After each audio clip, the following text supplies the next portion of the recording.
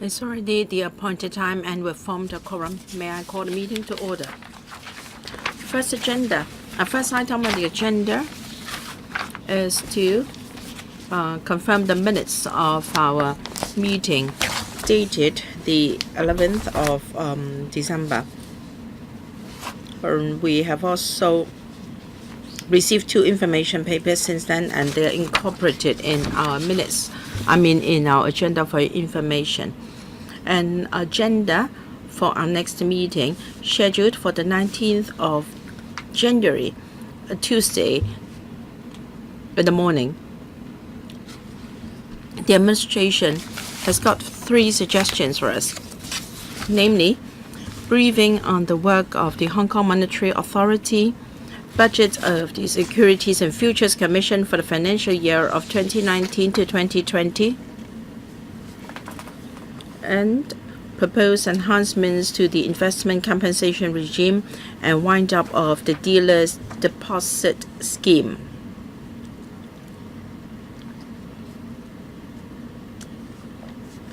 Members, do we agree that these shall be the 3 items for discussion in our February meeting?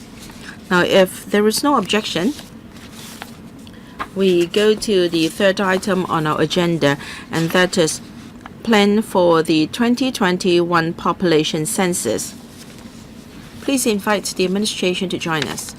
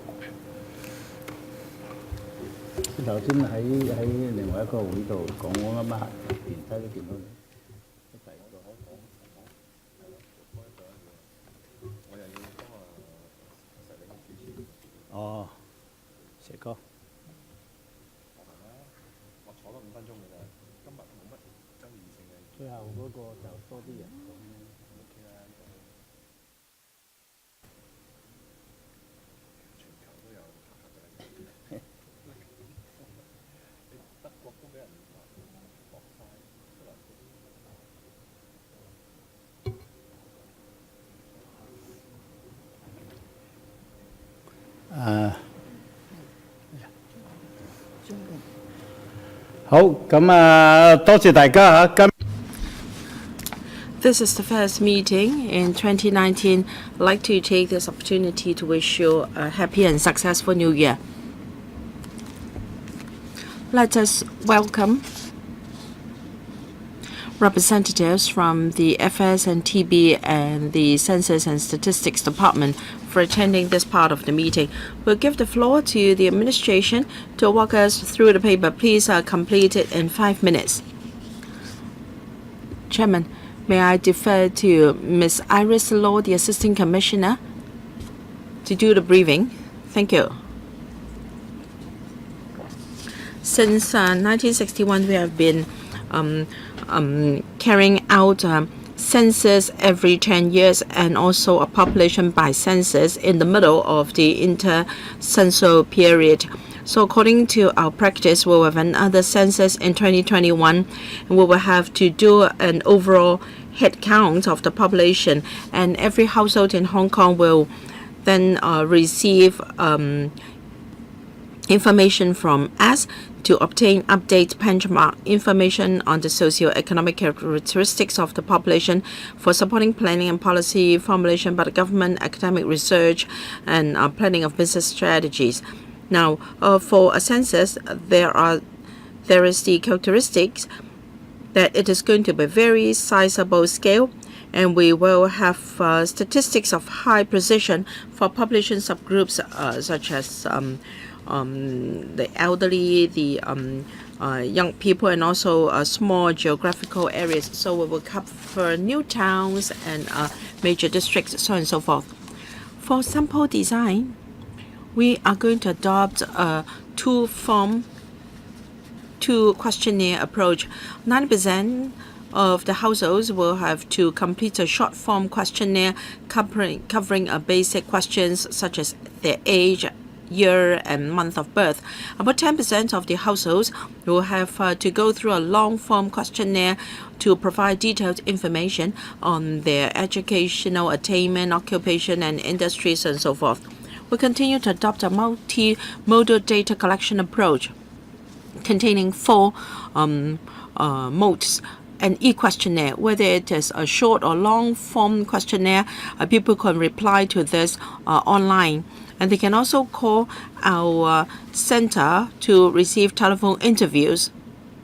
And for the short form questionnaire, it will be posted out together in our notice, and members of the public can mail them back after filling them out.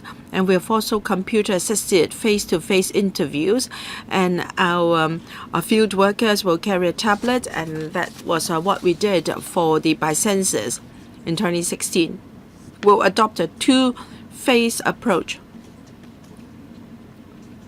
The tentative data collection period will be from the 30th of June 2021 to the 4th of August 2021, 36 days altogether. For the first phase, we'll focus on self-enumeration and telephone interviews, which are more cost-effective. So self-enumeration will include e-questionnaires and postal returns for short forms only, as well as telephone interviews. And in phase 2, we will add face-to-face interviews. Our field workers will visit households that have yet to reply their questionnaires. We will arrange for pairing visits for interviews to protect the personal safety of enumerators. As regards data topics, in July last year, we had an extensive consultation covering legislative and statutory and advisory bodies and district councils and universities have also research centers in universities and some faculties in universities. They were consulted in last July, and we've also covered NGOs. The purpose to ensure that the data collected are useful and reliable and not too burdensome on the respondents. So in collecting data, we have to consider the usefulness of data, the reliability of data, and that involves 2 areas. Whether general households are able and willing to answer these questions, and we have to ensure the ability of the enumerators to understand these topics and to obtain accurate information. We have to bear in mind the burden on the respondent. Our long-form questionnaire is quite lengthy, and we have to ensure that it is not too burdensome. Now, for computer systems and services, we need high-power computer systems and services to complete our task. We have completed our feasibility study on the required computer equipment and services to be provided, and we plan to apply for about $200 million from the Finance Committee of the Council in February this year. That ends my presentation. Thank you, Ms. Law. Show of hands, please, if you have questions on this topic. I have got 6 members so far. I read out their names: Ronix Chan, Regina Ip, Eddie Zhu, Michael Tian, Ho Kai Ming, Lo Wei Kwok. The first to go is Mr. Ronix Chan. 4 minutes, please. Thank you. Now, the government is still using the same old method adopted when we were young, and that was about 10 years ago. So, are there international standards and practices? If there are, I'd like to know whether advanced economies have changed the mode of doing censuses so that we can understand whether it's always been the same. And now we talked about turning Hong Kong into a smart city. And still we're using e-questionnaires and telephone interviews, face-to-face interviews, and postal returns. They are very conventional. we have IRD, hospitals, utilities, companies, and also databases held by different institutions. They have information of the population. Why can't we use big data to compile these data to enhance the accuracy of our census and to save manpower and resources? I'm asking, why aren't we using smarter ways to collect information on our population? That's the first question. Thirdly, our city has changed from decades ago. Many now live in subdivided units and even in industrial buildings. Now, your sampling covers traditional housing estates, 1/10 or 9/10. That represents the housing estate. But if you take samples of subdivided units or industrial buildings, when you take the sample, maybe no one lives there. Now, do you take into account the latest situation? When you take sampling of subdivided units and industrial buildings, maybe the sampling ratio should be higher. But I don't see this consideration in the document. You adopt the traditional mode, you spend $200 million something. So I'd like to hear from the administration. Mr. Tang? There are several new elements in this census.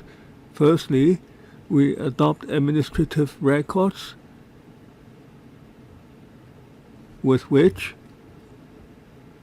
the accuracy of the data would be increased and the number of questions that have to be asked of the respondents would be reduced. There are 2 questionnaires, short form and long form. Now, for the short questionnaire, because we use administrative records, for instance, for a family, there are 3 persons. Each person, we can cover all the questions in 1 minute.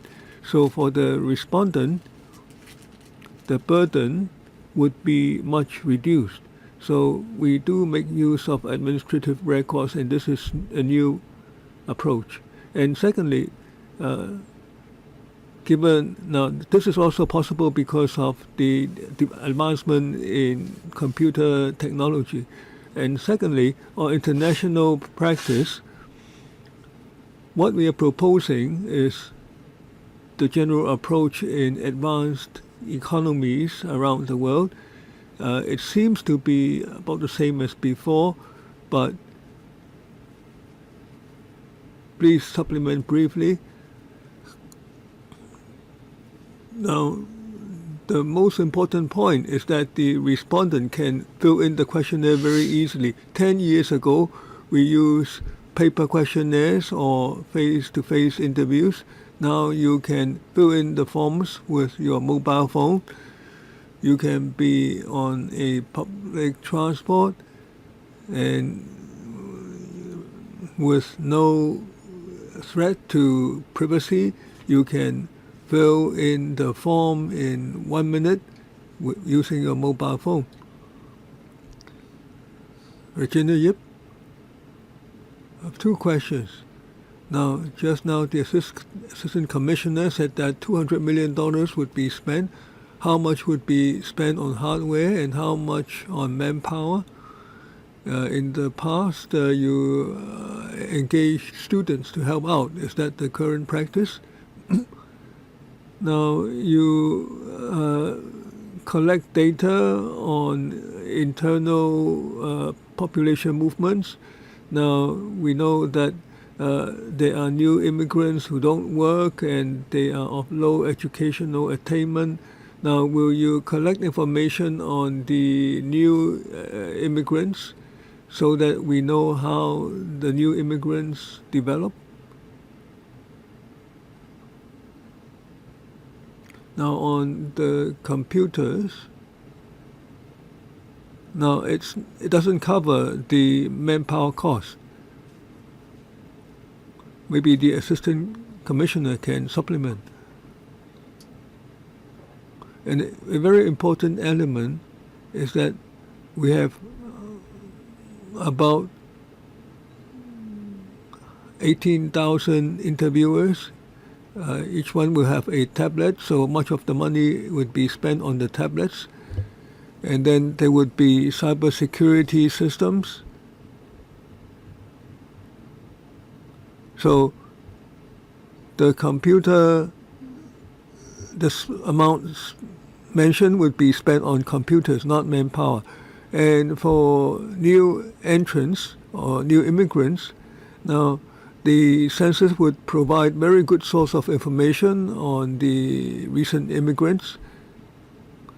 Now, 2 or 3 years ago, when we conducted the bi-census, now the new immigrants have been shown to be of much higher educational attainment than 5 years ago.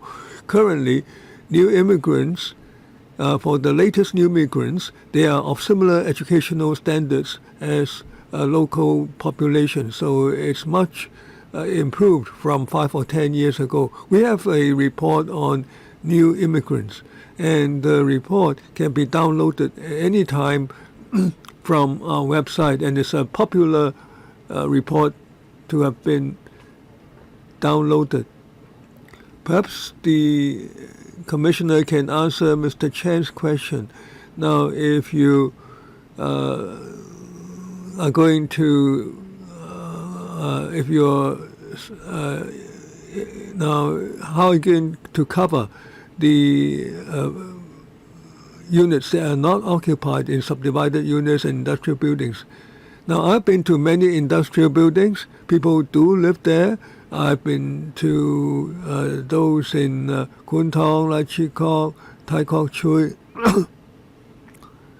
So a significant number of people do live there. Now, we would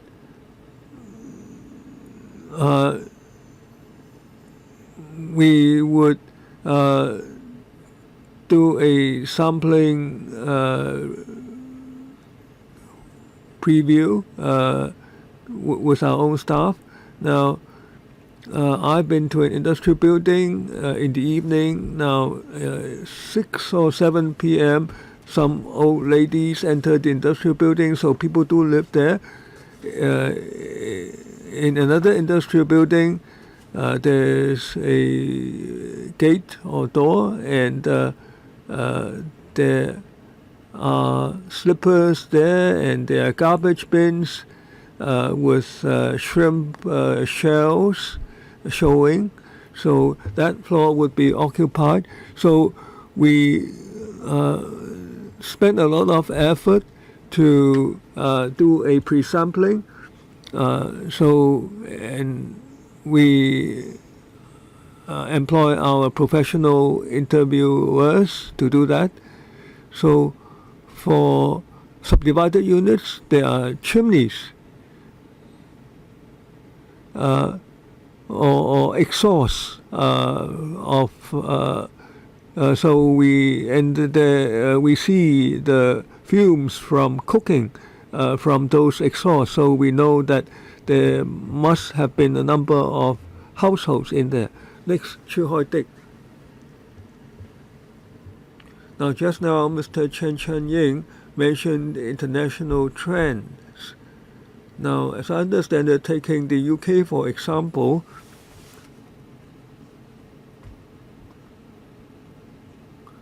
now they are integrating the census and administrative records, and it's they call it administrative data census. Now, I think this of the same direction as the Hong Kong approach of adopting administrative records, but in Hong Kong there are still a number of concerns and worries, but in the UK they get hospital patients' records or those records of those on welfare and land registration, rents and rates records, empty units records. So they get all those data for the relevant government departments to conduct analysis. And I think this is the direction for the future. Now, I previously discussed this with the Assistant Commissioner. Hong Kong faces problems of personal data privacy and coordination among departments. Now, even so, we may not be able to wholly adopt this approach in this current census. Perhaps the CNSD can try to coordinate among the different departments to obtain their data so that the CNSD doesn't have to directly inquire from the respondent, because when you ask a question, they may not tell you the truth about, say, the number of flats they own. So that will improve the accuracy of the data. And secondly, to be more specific, some scholars and bank economists often cite census and statistics figures, that is the number of residential units and the number of households in Hong Kong, and you take the difference, and the number of residential units are higher than the number of households by about 10%. And so it seems to suggest that many residential units are not occupied. Now, the CNSD may think that this is problematic, yet that is simply taking the difference. But there is much need for this information. Now, if you can't take the difference and draw some conclusions, now will you adjust your data in this census so that the information collected is more accurate, and this would help the general public and the academia? We thank Mr. Chu for his questions.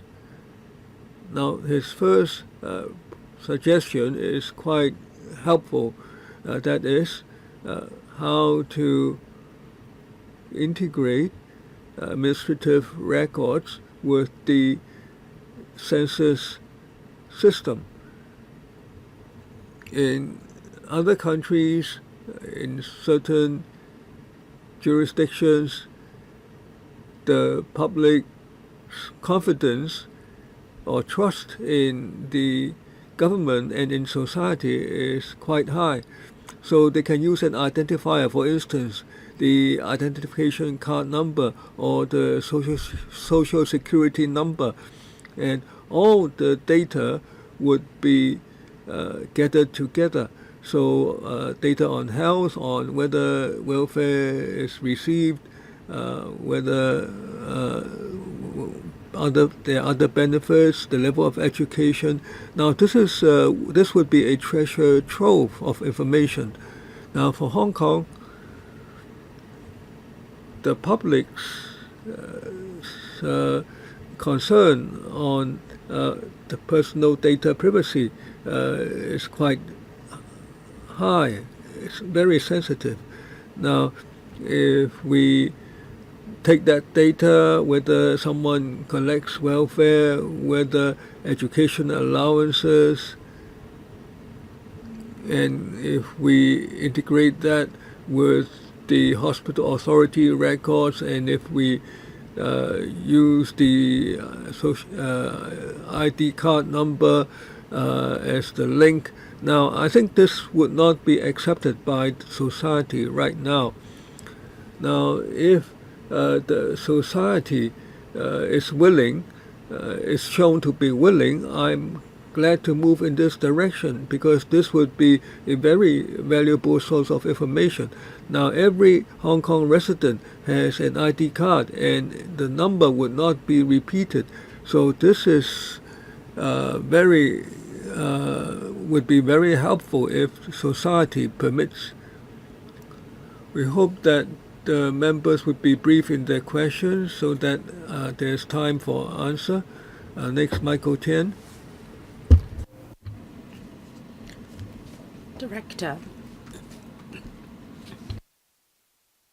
in paragraph 14 of your paper,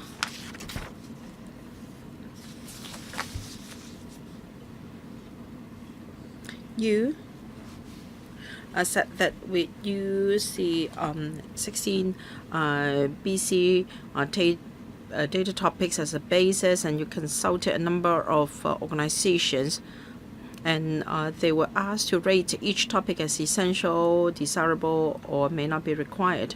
I'd like to know whether you only used the 2016 BC data topics, or did you add anything that the community considered useful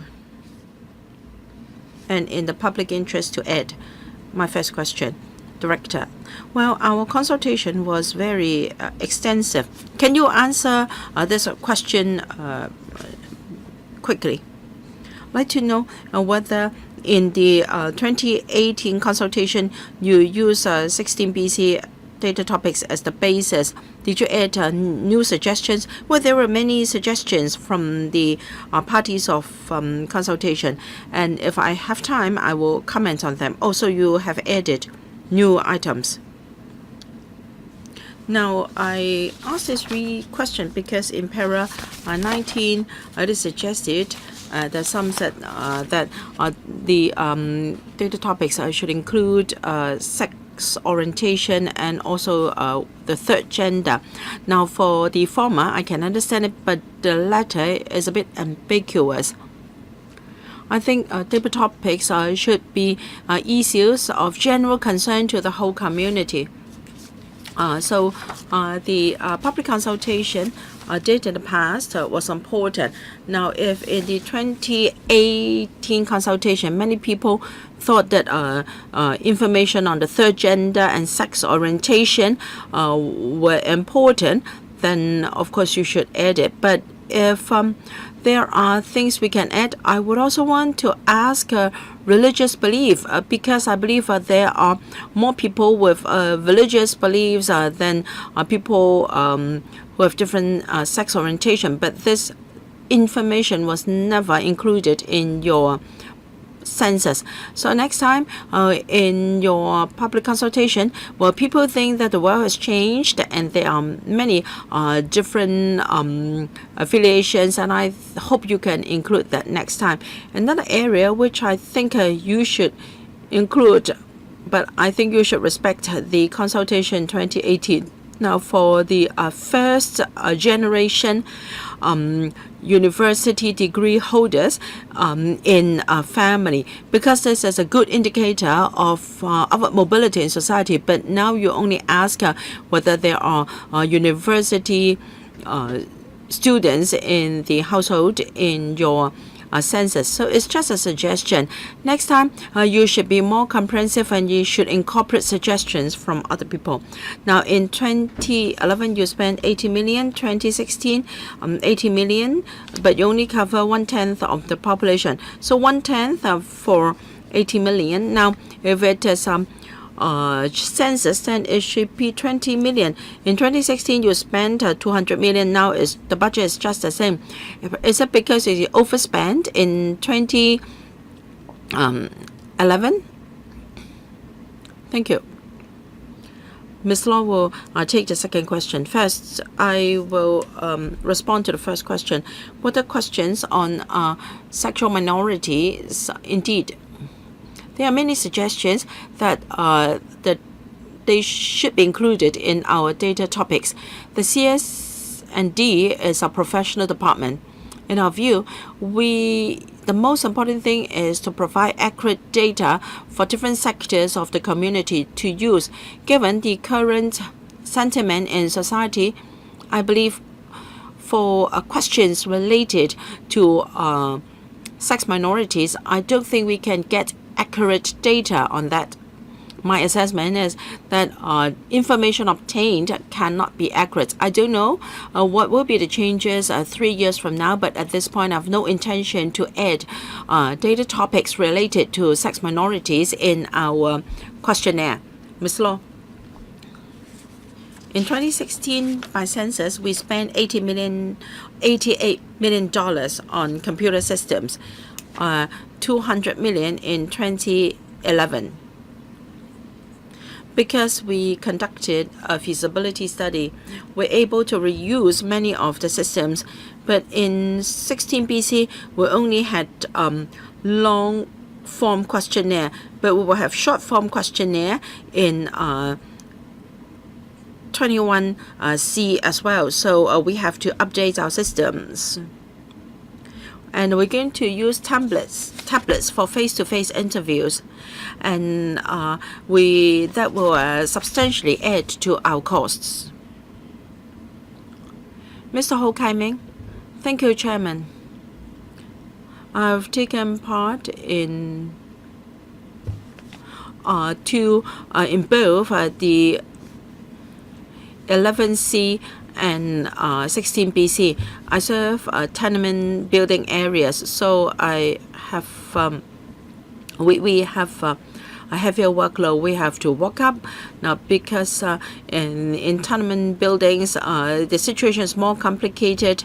There may be subdivided units and also one-woman brothels, so it takes longer to cover tenement buildings. Well, in the 16 BC, I was responsible for Portland Street in Tai Kwok Choi. So compared with field work in public housing estates, the workload will be 1-to-1, whereas in a tenement building area it will be 1-to-4. I know there will be a verifier to check the work of enumerators.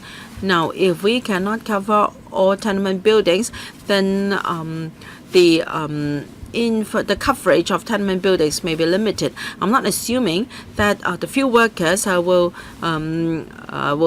lazy, but then they may not have enough time to cover all households.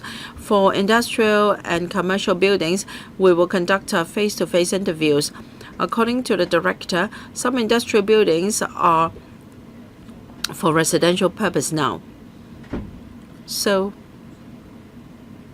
will you treat industrial buildings as composite buildings or commercial and business buildings, so that you will allow more time for enumerators to conduct face-to-face interviews? Because I think for SDU occupants, they will not take the initiative to give you information which may incriminate them. So it's better to conduct face-to-face interviews. And in 16 BC, we provided equipment to NGOs.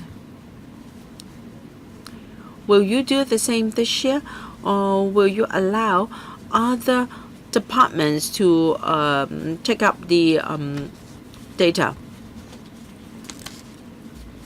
Now, if the equipment is durable, now, back then, we started our work in 9 a.m. and we couldn't return to office even after 6 p.m. So we have to ensure that the tablets have enough battery life to last for the whole day. Thank you, Mr. Ho. You asked very practical questions. Ms. Law, our Assistant Commissioner, will supplement. There are a few points I'd like to make. First, the workload of enumerators.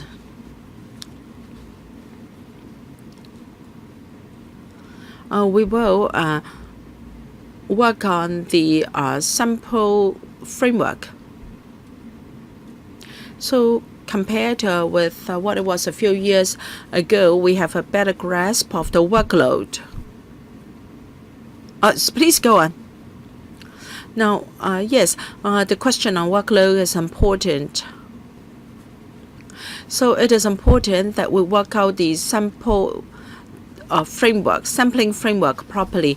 Yes, a lot has to be done for SDU and industrial buildings, whether it be because of the environment or the households concerned.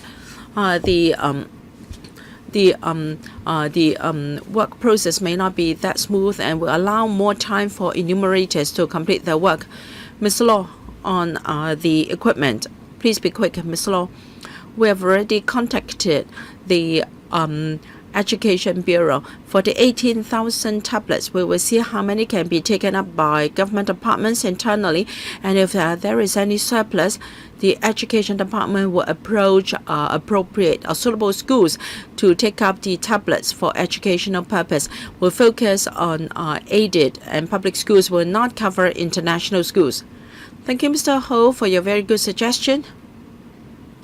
Mr. Lo Wai Kwok. Thank you.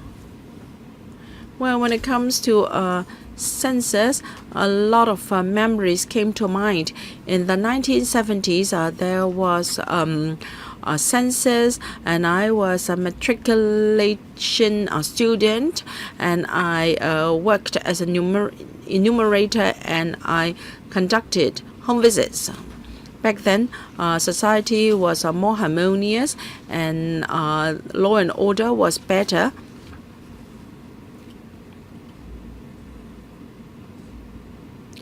There were a few incidents in the whole census exercise, and then enumerators worked on their own. And nowadays, it is necessary to have pairing arrangements to ensure the safety of enumerators. As regards the filling of questionnaires, I'm a bit worried as to whether they can be easily filled out by members of the public. When I was an enumerator, I received a lot of training.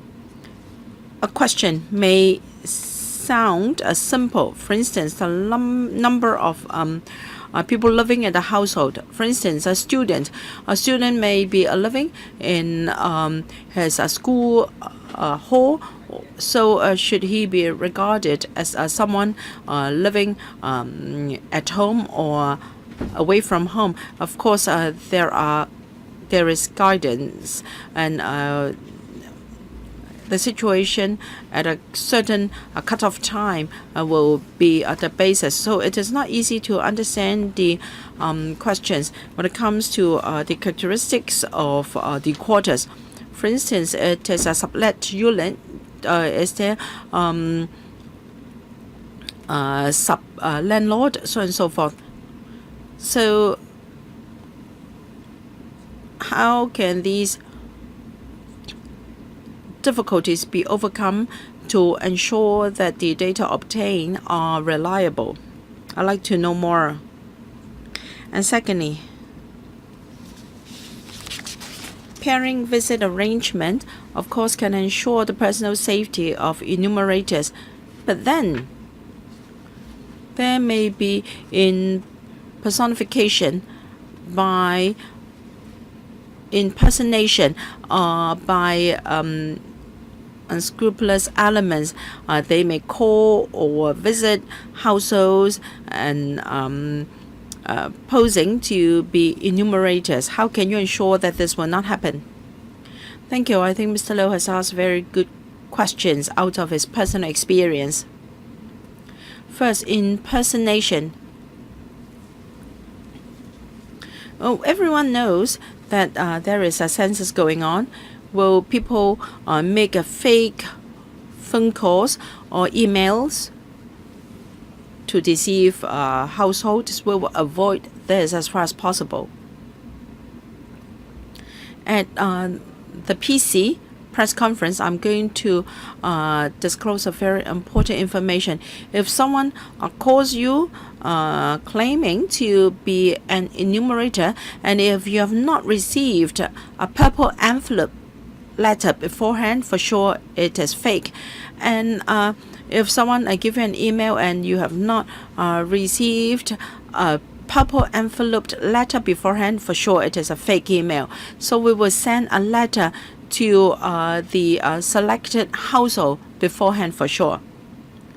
So to prevention of impersonation is an important aspect of our work, and pairing visit arrangement is an important safeguard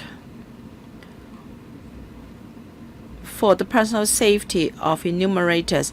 Now, this will also offer better service for households. Well, if there are 4 members in a household, then enumerator A will cover 2 members of the household, and enumerator B will cover another 2. Then it will be more efficient. That will ensure better services for our respondents. Thank you. Lastly, Shukafai. A census is important so that the government can analyze the data on the circumstances of the population. On paragraph 19, on sexual orientation and sexual identity, male and female. Now, how will you address this issue? How will you ask the questions in the census? Now, for male and female, there will be 2 boxes. First, male, and secondly, female. Now, the respondent would take what he or she believes he is. We wouldn't check his ID card. There wouldn't be another box for him to check. There wouldn't be any other. This is the usual practice.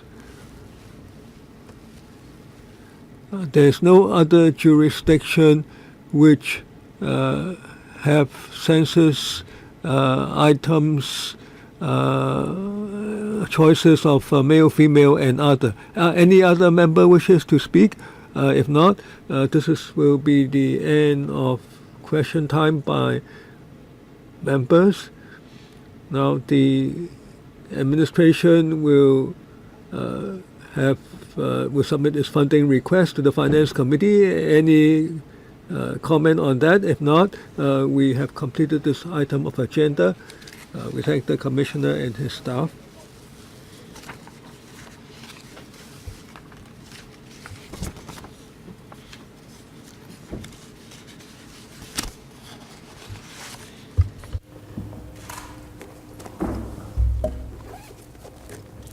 我哋第4個議題呢，係證券及期餘課金策委員會關於地產投資信託基金嘅守則嘅實施情況。咁我哋而家請政府官員入嚟，唔該。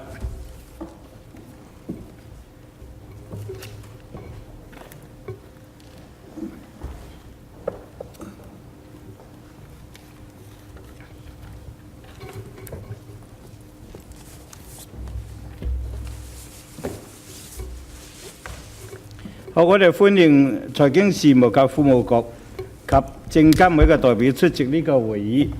咁首先我哋請財經事務及庫務局首席助理秘書長鄭家維女士發言，然後我哋請證監會投資產品部執行董事蔡鳳儀女士簡介守則嘅實施情況。咁我哋請呢個秘書長同我哋簡介一下。And then we will ask the Miss Carrie Chang to speak first, and then Miss Christine Choi to speak. We thank you for inviting us to brief you. Now, the SFC ensures that the securities and futures market operates effectively and properly with safeguards to the public. Now, in 2003, the Code of Practice was issued to cover the real estate investment trust, to provide more choices for investors, to have a more diverse investment market, and to safeguard investors' choice rights. we take into account the principles of the International Organization of Securities Commissions and other relevant overseas regulatory practices. The code the code takes into account the overall development of the rate market. As long as the code is followed, the decisions by the rates would be of individual rates would not be our concerns. And now the SFC representative. We will inform you about the background of the REIT code and how it's implemented. Now, the SFC introduced the code in 2003. REIT is an investment product. It is a collective investment scheme made up on a trust basis. It mainly invests in real estate items such as hotels, business, commercial malls, and so on. Now, the code provides for the development of the market and for protection of investors. The code has taken into account the principles developed by the International Organization of Securities Commissions and other relevant overseas regulative procedures practices. Now, the rates must be invested mainly in real estate items that generate investment income, and that must be at least 75% of total assets of the rate, and there cannot be active trading of real estate, that is, the real estate must be held for at least 2 years after acquisition unless unit holders' approval is obtained, and it must distribute a significant portion of its income that is not less than 90% of the audited annual net income, and is subject to a maximum borrowing limit of 45% of total gross asset value, and it must be listed, and it must be operated by a suitably licensed entity, and there are now a total of the SFC will periodically review the code, and it will consult the public before it amends the provisions. Now, we amended the code in 2005, 2016, and so on. All these are in accordance with international practice.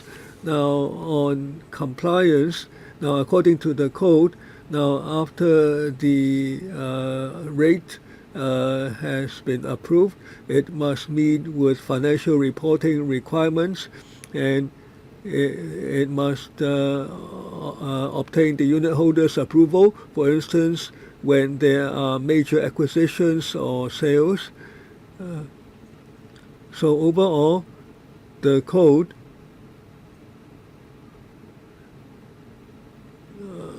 it sets requirements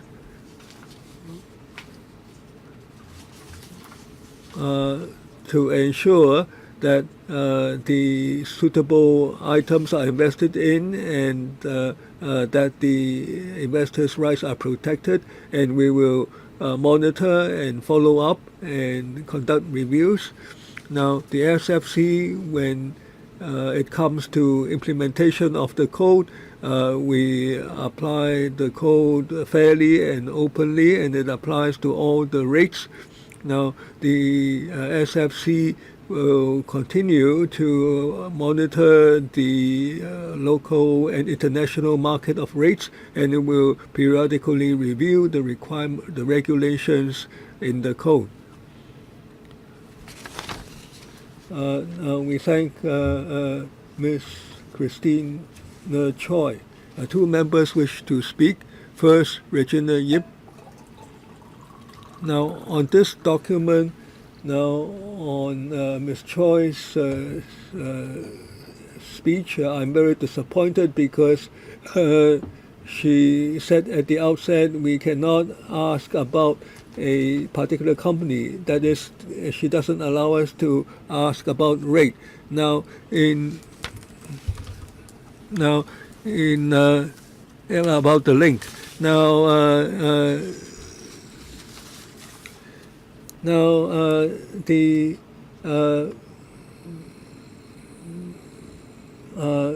The Committee on Financial Development has certain comments. Now, how many rates have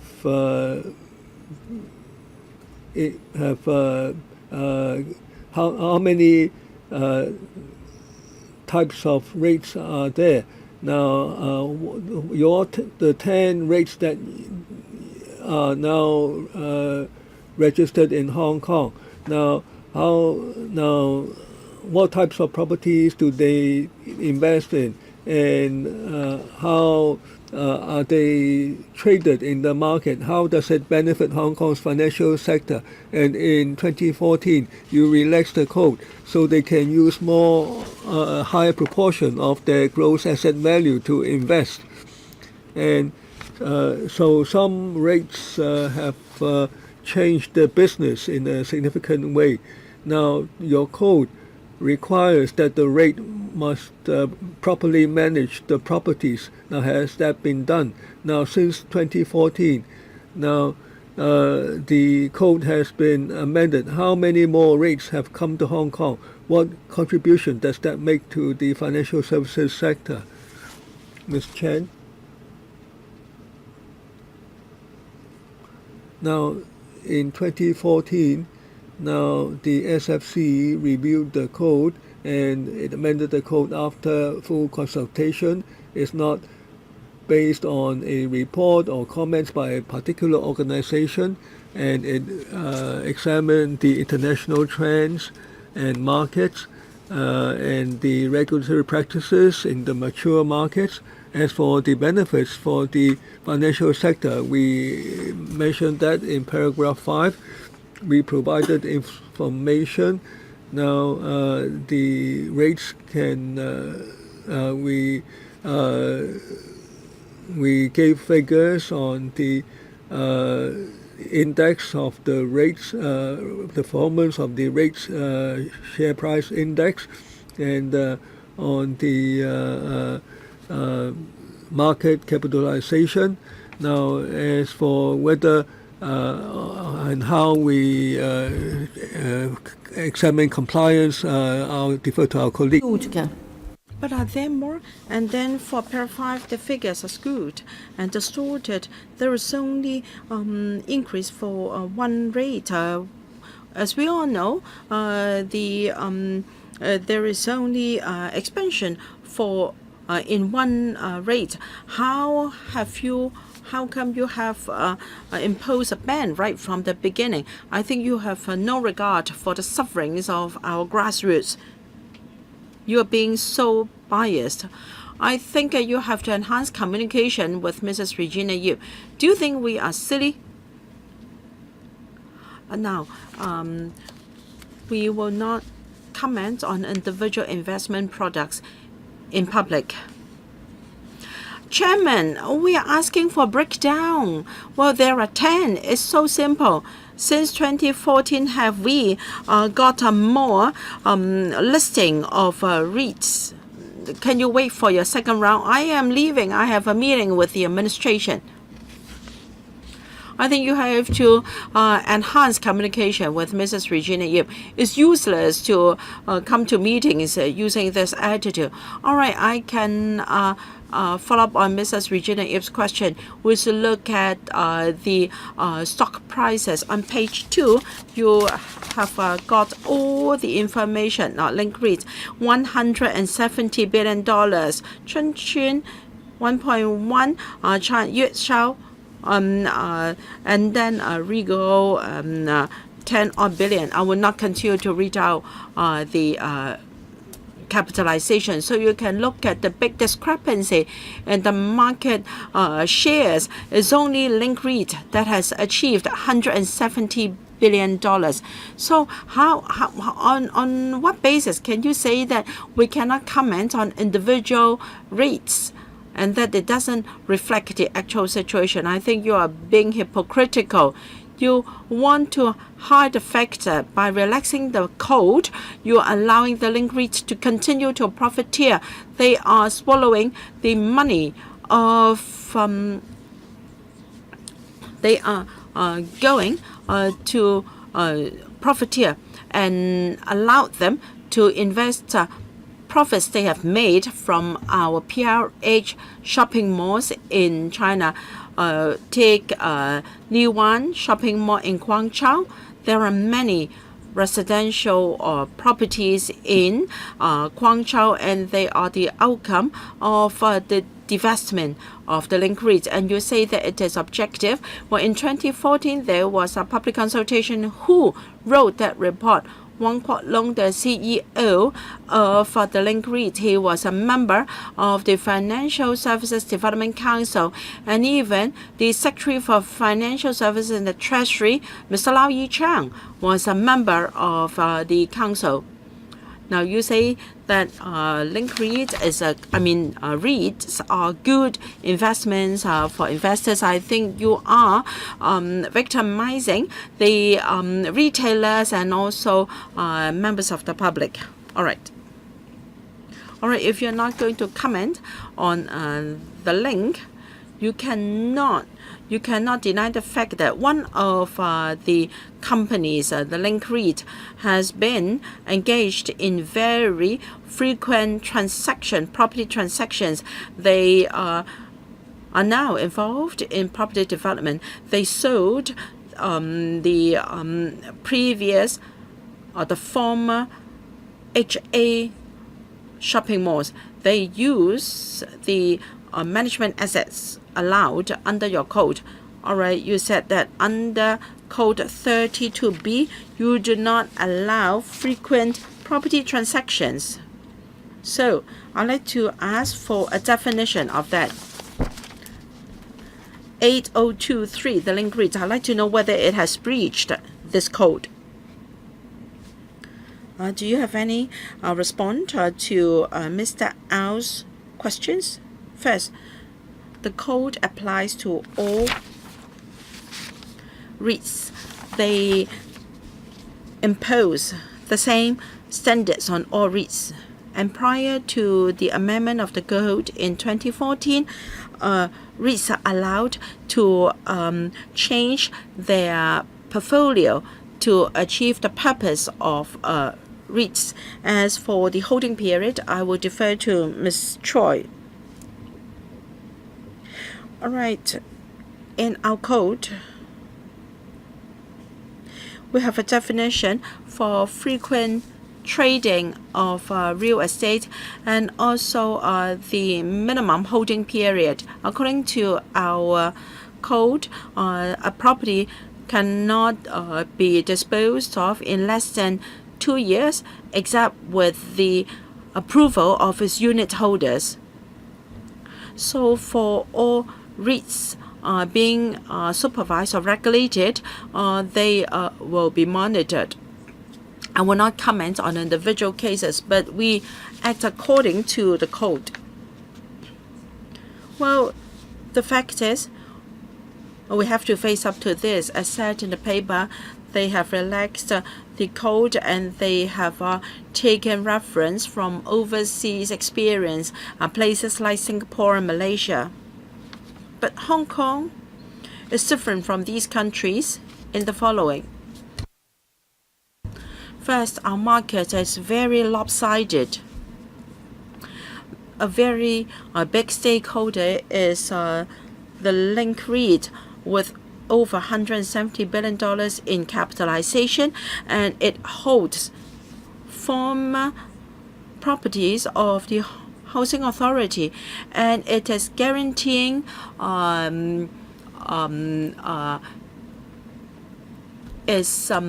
asset inflation by means of monopoly. You can look at the reports by, say, the American Bank and HSBC. Now, we cannot just relax the code and allow them to invest in real estate. You cannot deny the fact that in relaxing the code, you have affected the economic behavior of these REITs. Yes, in the past, they were allowed to do that, but with the relaxation, there is greater incentive for them to trade in real estate. Are you going to review the code and consider the social impact of your code? Anyone from the representatives? In 2014, SFC reviewed and amended the code. REITs are still required to invest the majority of their assets in real estate that generate recurrent rental income, and they're only allowed to spend 10% of their asset in investment or trading of real estate. I think we're on the conservative side. In Singapore, the limit is 25%, and also the same for Malaysia. So the amount of asset they can spend on real property development is already limited. I hope members understand that REITs are investment products, and the management companies have the responsibility to promote the best interests of investors. I think that is the nature and the mode of operation of investment products. If time permits, please allow me a second round. All right. Whether it should be 10 or 20% of the gross asset value, I'd like to know whether there is a ceiling in monetary terms, because the Link REIT has a big market capitalization. The amount of asset allowed for investment in real estate will be much bigger. Now, 90% of the income of a REIT has to be dispersed as dividends, and there is also a cap on borrowing. There should not be over 45% of gross asset value, and for rates, the gearing is only 45%, is capped, and the total amount of money that can or assets can be spent on property development is only 10%. So the money has to be used for generation of recurrent rental income, and the property must be held for at least 2 years. So it's very different from speculation in real estate. Mr. Ao, as I said, you cannot directly compare with international practices. The reason why we have rates in Hong Kong is because we have real estate development, and you cannot deny the fact that government behavior has promoted the appearance of rates. The Link REIT has come about because HA or HD did not manage their retail and commercial premises properly, and as a result there was the divestment of commercial properties of HA for management. Now you talk about maximizing the interests of shareholders, and you also import the experience of management of rates in other countries, and therefore you have changed the nature of the linked REIT. Now the purpose and objective of the rate is now entirely different. It is now being used as an investment product. That aside, you still have to be accountable to the public. If a REIT is maximizing the interest of investors, and yet that is done at the expense of members of the community, how can you be accountable to the community? I think the retailers are here to do business, and the tenants, for the tenants of PR, public housing, commercial properties, even some chain stores are being evicted. I've been saying to the FSTB many times, you should compile a report. The impacts of the relaxation of the code, what are the social impacts, and should tell us why and what are the rationale for relaxing the code. So against this background, I'm asking you whether you're going to review the code. I think Mr. Au is talking about a balance between shareholders' interest and community interest or social interest. Well, SFC is a regulator of futures and securities. So REITs are public investment products. So we regulate REITs in this nature. So the terms and the code are formulated against this background or from this perspective. Well, even though that's the case, I'm afraid the restriction on 2 years is too lenient, because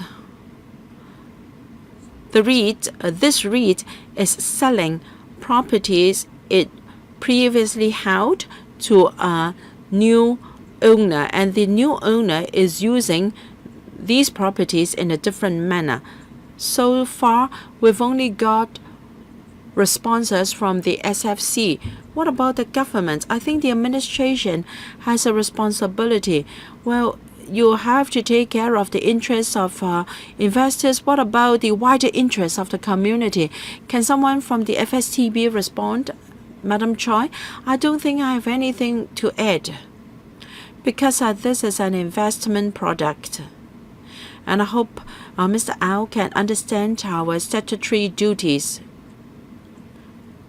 So the SFC in implementing and devising the code has to comply with our duties and terms of reference. Now, I don't expect SFC to do anything about this, but the administration has a role to play in regulating the REITs and to be accountable to the public. Mr. Dennis Kwok, I'm sorry, I didn't see your hand. Mr. Dennis Kwok. Well, Chairman, I think Mr. Au has made some very important suggestions. If you consider the international trend, well, there can be different modes of development for REITs. I don't know whether the administration has noted a recent proposal from Belgium. They would like to set up REITs with social responsibilities, and these REITs are not set up mainly for profiteering. They have social responsibilities. Would you consider the possibility of social REITs? If you consider international practices, why don't you take note of this recent development in the international community? They have social REITs as well. Madam Choi, Mr. Kwok talked about REITs with social responsibilities. Well, some of our REITs are set up with social responsibilities. There are some green funds as well. We have not stopped them from developing. No, I'm not just talking about green funds. I mean, there is a new form of REITs. They are set up with the purpose of non-profit making purpose and for social benefits. Have you considered this possibility? So many members have complained that the link REIT has not achieved its desired social responsibility. So you should listen and learn from this failure experience. Now, if you consider international developments, why is social REITs not a possible direction for development? Well, from the FSC's point of view, it really depends on whether there are such demands and requests from society. If the industry so demands, well, we're not talking about whether there are demands from the industry, the community, society asking for that. Why don't you take the initiative? Why do you have to wait for requests from the community or from the industry? No, for the REITs already in existence. Now, I'm not talking about those. You should be looking at the future development of the REIT market. You should listen to the criticisms about existing REITs, and you should think of reforming the current system. We thank you for your comment. We will monitor such requests. Now, I think the SFC has heard the members' comments. Any other who wishes to speak? If not, we draw the line here.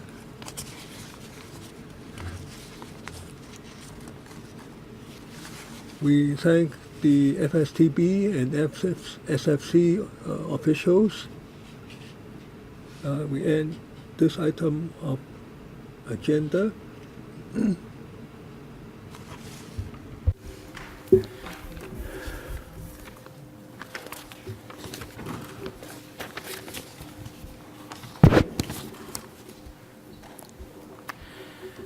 咁我哋進行最後一個議程呢，就係第5個信貸資料嘅服務機構相關嘅個人資料保障事宜。咁我哋請有關方面嘅官員同埋各個部門嘅主管。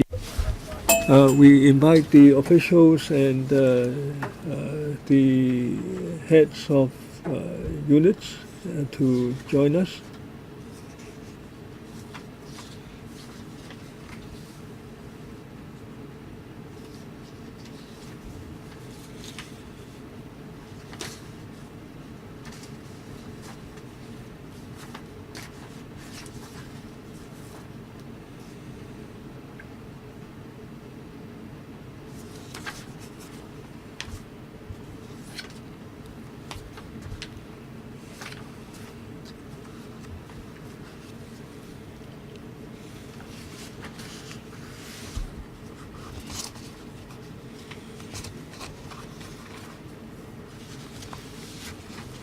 Briefly, with us here are government departments, including the Financial Services and Treasury Bureau, the Commissioner, the Bureau of Constitutional and Mainland Affairs, and the Office of the Government Chief Information Officer. And we also have with us representatives of the Hong Kong Monetary Authority and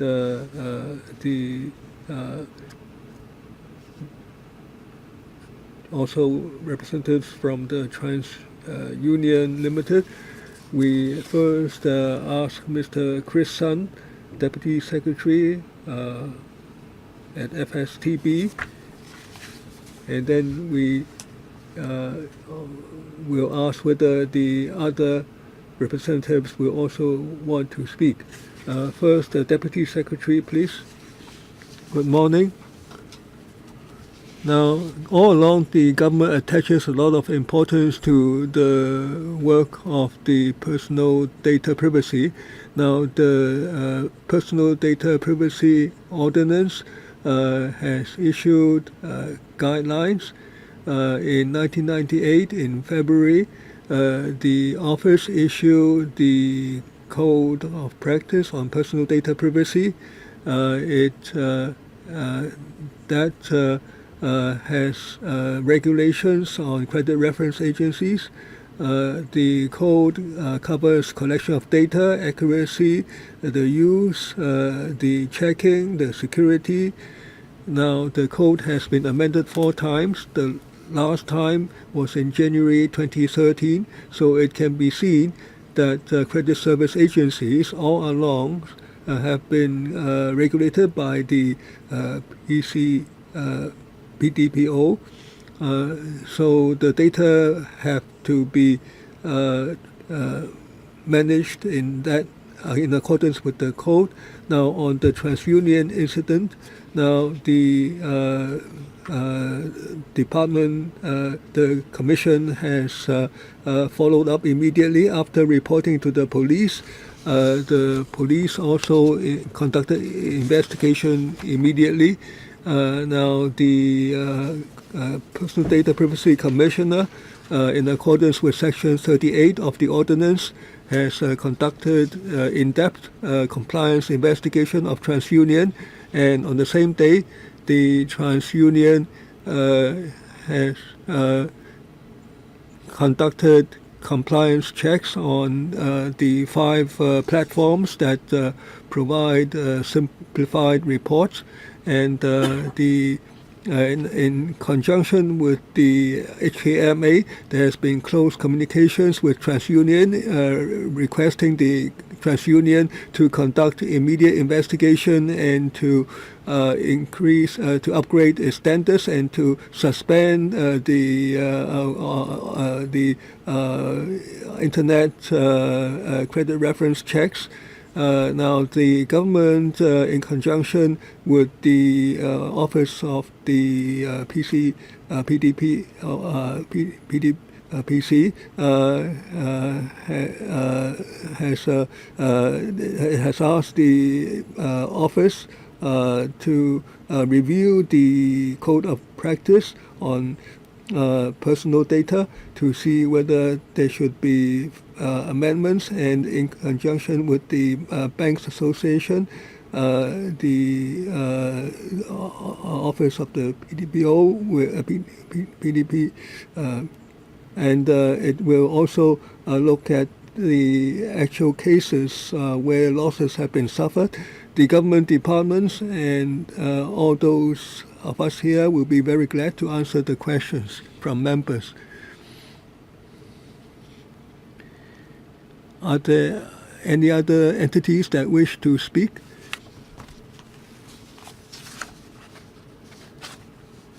Will the representatives from the Personal Data Privacy Commission or the TransUnion representatives wish to speak?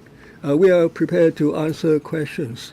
Anything to say from TransUnion? If we may. So, Mr. Chairman, if we may, we want to start by saying that we very much regret about the incident, and that a person from the media was able to impersonate a few government officials and gained unauthorized access to their credit information. We want to extend our sincere apologies to the 3 individuals who were directly impacted. We also want to apologize to the subscribers who rely on our online services to access their credit information. We also want to apologize to the Hong Kong public for the concerns that this incident may have caused to them. We want to just share that while we are suspending our online services, we have been working diligently on the enhancements, and we are very confident about the enhancements. Meanwhile, we have engaged a third party independently to reveal the new solutions that we're going to put in place. and the online service will not be resumed until we complete the review and we are satisfied, as well as our regulators and the stakeholders are satisfied that all our the solutions has addressed all the relevant security measures. 好，多謝雲聯嘅黃女士。We thank Ms. Wong of TransUnion. There are now 3 members who wish to speak, 4 minutes each. Elizabeth Quack first. Now, the TransUnion incident has caused much surprise and anger to the public. This single organization has all the credit reference information on Hong Kong residents and those not resident in Hong Kong. And they are almost unregulated, the access in the access of information. So there's a loophole in government regulation. Now, the TransUnion database is subject to the code of practice, and yet we see that TransUnion itself in its security work has left a lot of loopholes. Now, a lot of people can have access to the information without doing. It hasn't done the TYC. Now, it has also cooperated with commercial organizations, allowing those organizations to make sell the data or to provide free of charge to some others, and so in fact they buy the data from TransUnion, and then so the personal data was made use of for making profits.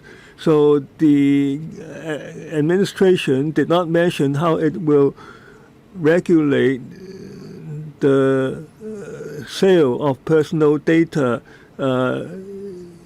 for profit purpose in the future.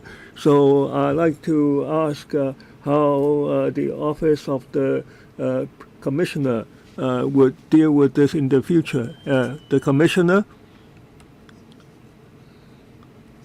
Now, I will respond on how to prevent future occurrence of such events. We thank Ms. Quat for her question. Now, we want to do the best possible, but actual circumstances make it difficult, because this incident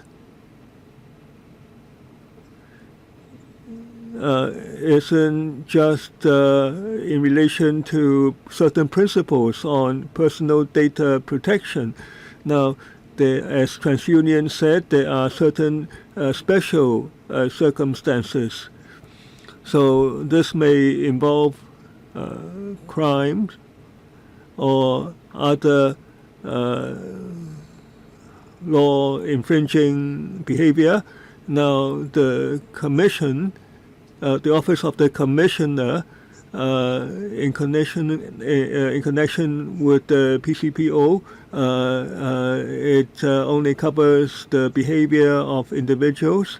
Now, as for how data can be obtained in some instances, now this is actually not part of our work under the ordinance.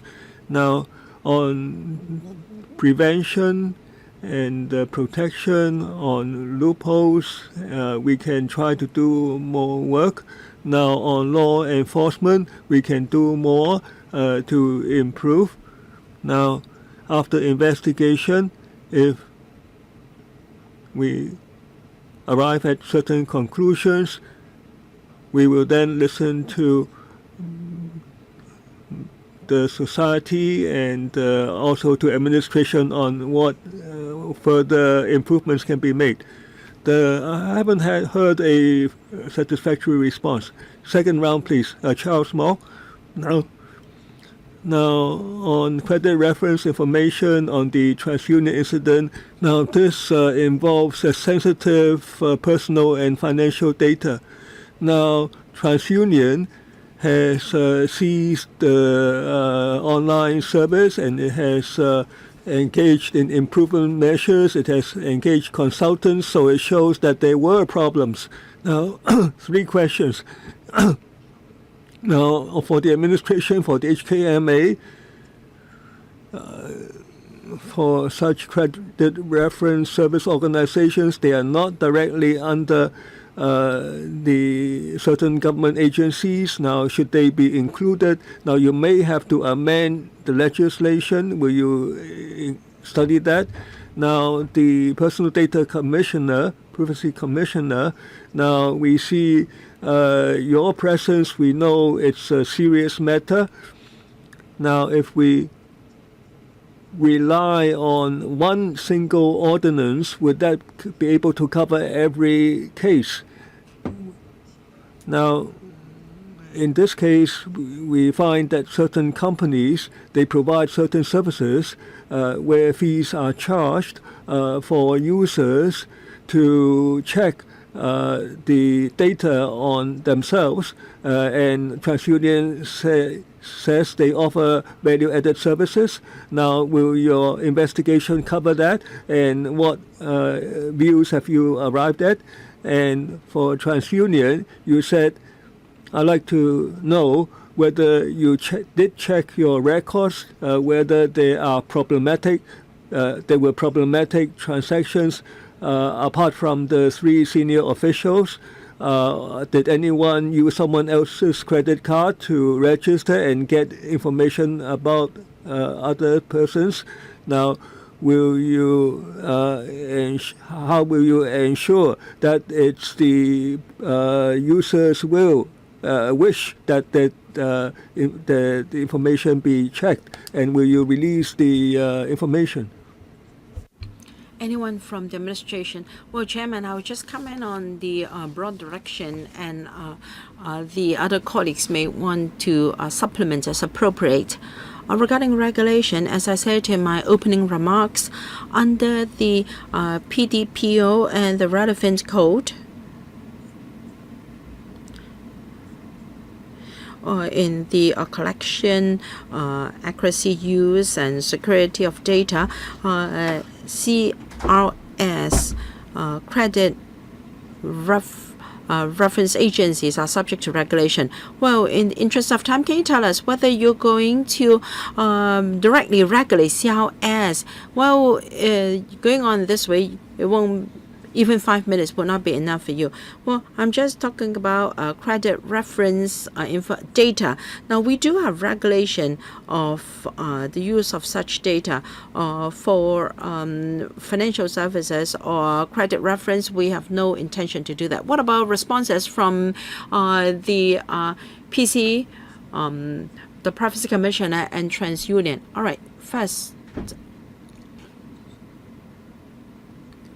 Now, under our ordinance, well, if you want to access your own information, you have to pay a fee to cover labor costs.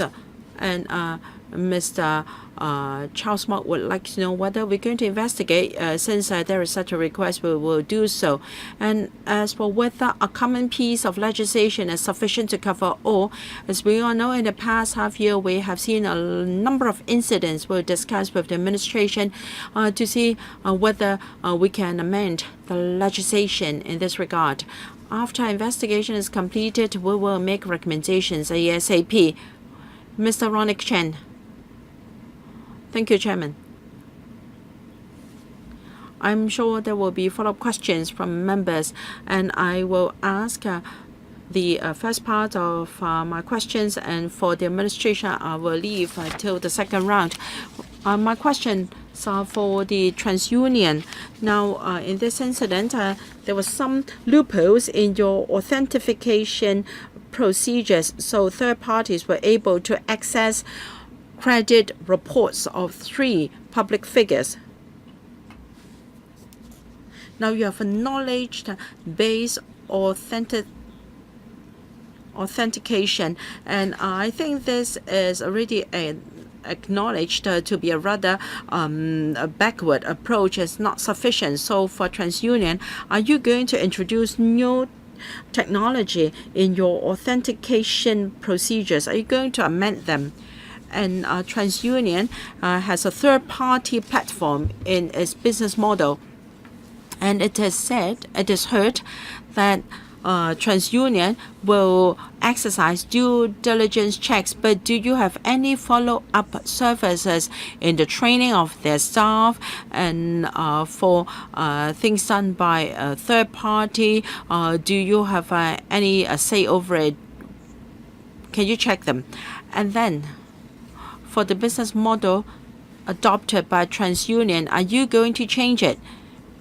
Because when you ask for credit reference of the subject concerned, well, there should be notification by SMS to the subject data concerned, so that he knows it's being checked. So these questions are for TransUnion. Anyone from TransUnion? Anyone from TransUnion? Yeah, so the online system that we have in place right now is actually a multi-layered, multi-factored solution. KBA is one component of it. It is a global platform which we leverage and developed, leveraging our lessons and best practice across different countries, and then localize for each of the markets that we operate. For example, in Hong Kong, we localize for Hong Kong. So in this incident, it is very unfortunate that the person was able to circumvent all the different layers we had in place. And as we work in the enhancement, we are introducing additional checks and more sophisticated checks that to ensure the new solution is more secure, while also make it convenient enough for the genuine consumers to access their own credit report. Regarding to customers who's already registered, we are going through a re-verification process that will leverage the new enrollment process as well as leveraging the one-time password. So that exercise is included. And the question around the business partners, we do perform due diligence when we select the partners, and in between, so we actually have the right to audit their security measures and how they conduct the business in partnership with TransUnion, and we monitor their behavior and their security measures in between the audits, and all those risks that will be monitored, and we take process and we take actions to make sure those are remediated in a timely fashion. And this is actually one of our global security protocol that we execute in all the countries that we operate. 主席, whether they will send message to the person, involved in the checking of the personal data. Could they give us a quick answer? So we are working on the multiple enhancement as of now, so which would cover both the enrollment, verifying existing customers, as well as when person return to log in, there is a enhanced two-factor authentication process. So these are the solutions we have in place, and we're going through the third-party review in terms of whether these security measures are sufficient and good enough to address all the relevant issues. So we will be open to additional measures in the views. All right. I just received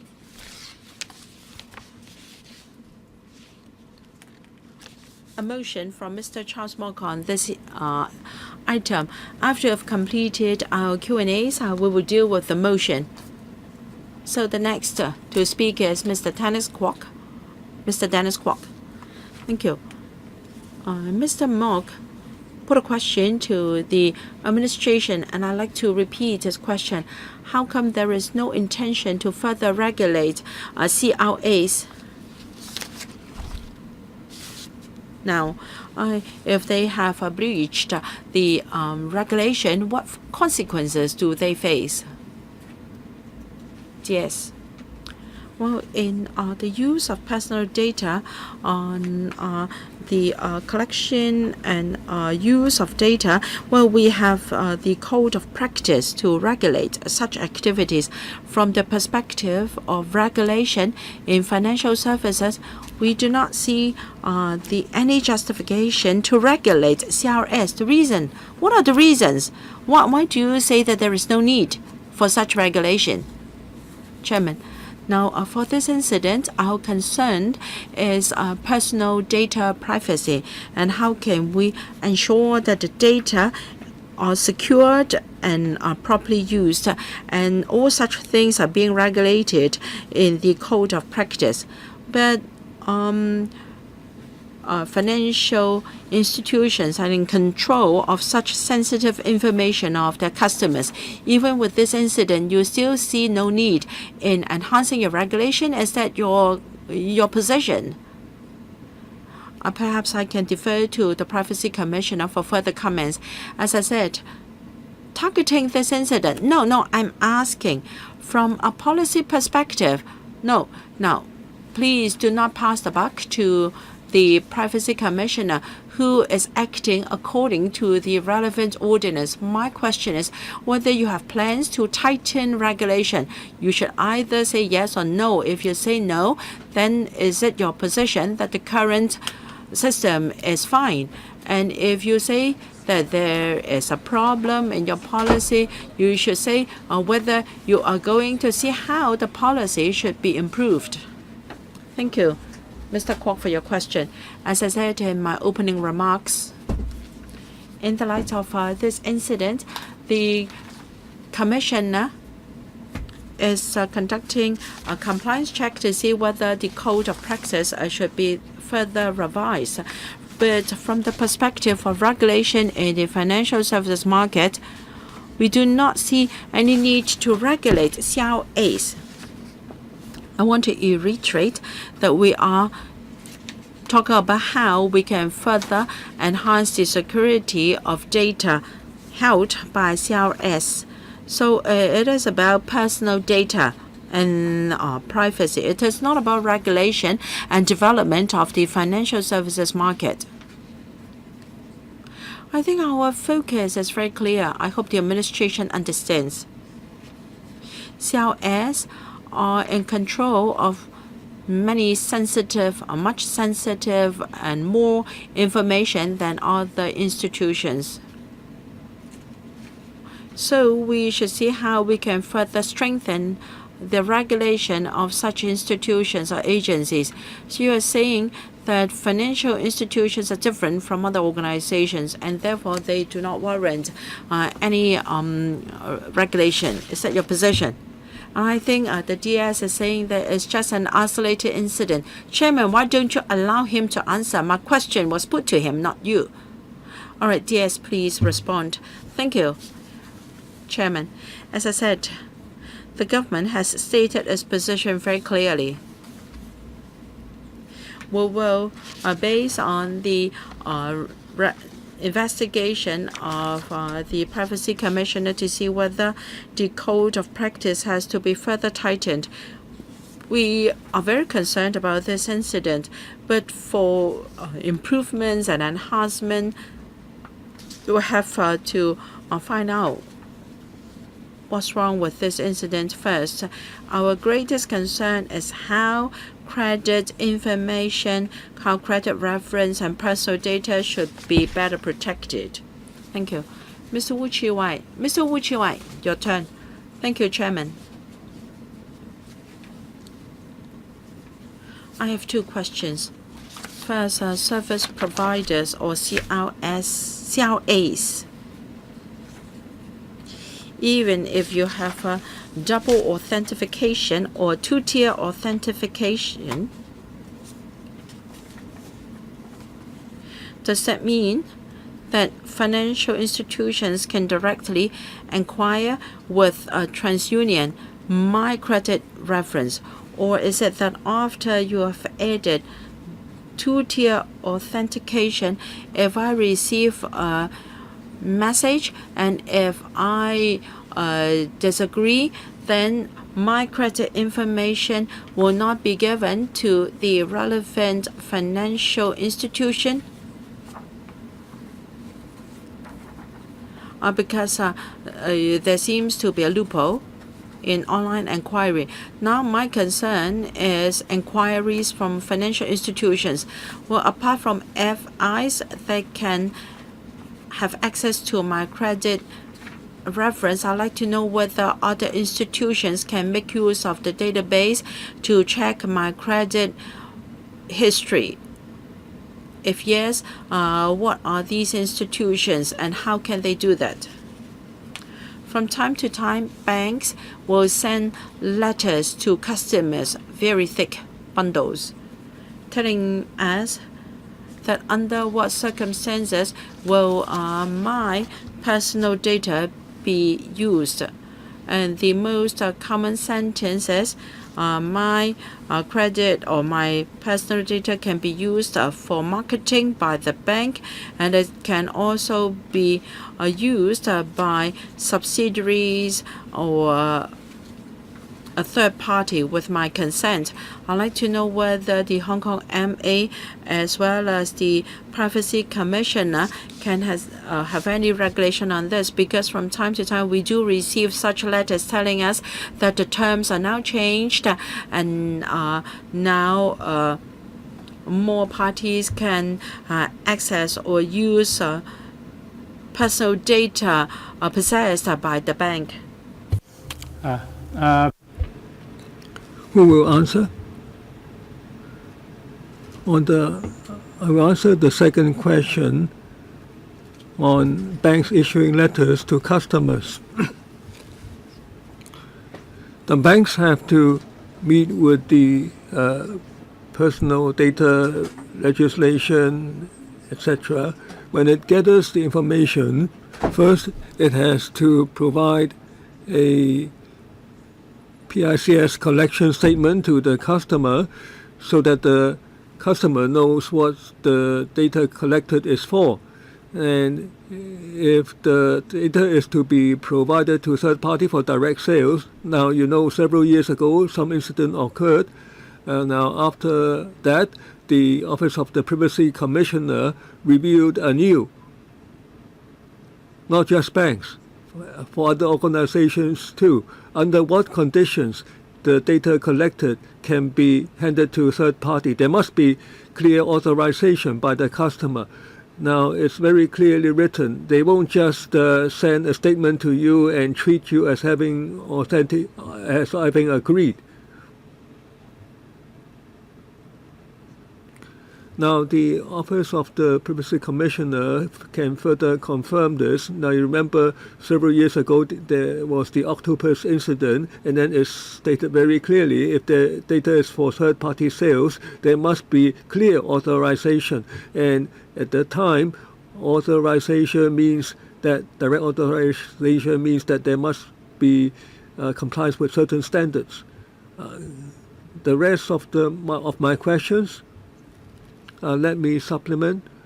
Now, the HKMA explained about the regulatory matters. Now, on the authorization, there are certain regulations under the ordinance. Now, whether it's an opt-in, opt-out choice. Now, previously we did conduct a consultation, and there were different views. Now, times have changed. Now, how does the consent, how is it to be expressed, whether it's by opt-in or opt-out? Maybe there are different views now. And given the investigations of this incident and of previous incidents, we will talk to the administration and the HKMA to see how the situation can be improved.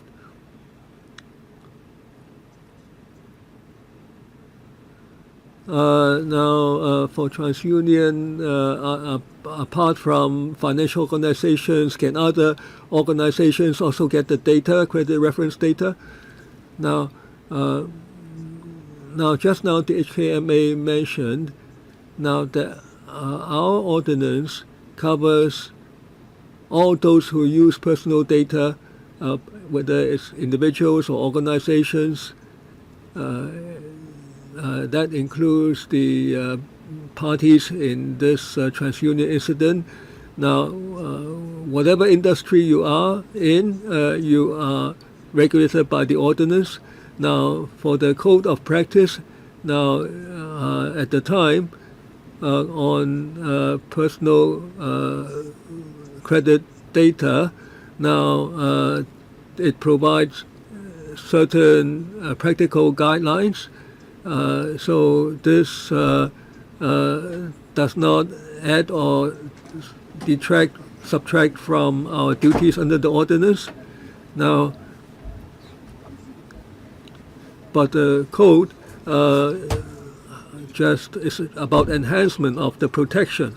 So the credit reference service organization like TransUnion, and then there are the credit reference information provider like banks or other financial companies. Now, these are credit service organizations and credit providers. Now, when there are business transactions between them, this is about how to better protect the personal data. Now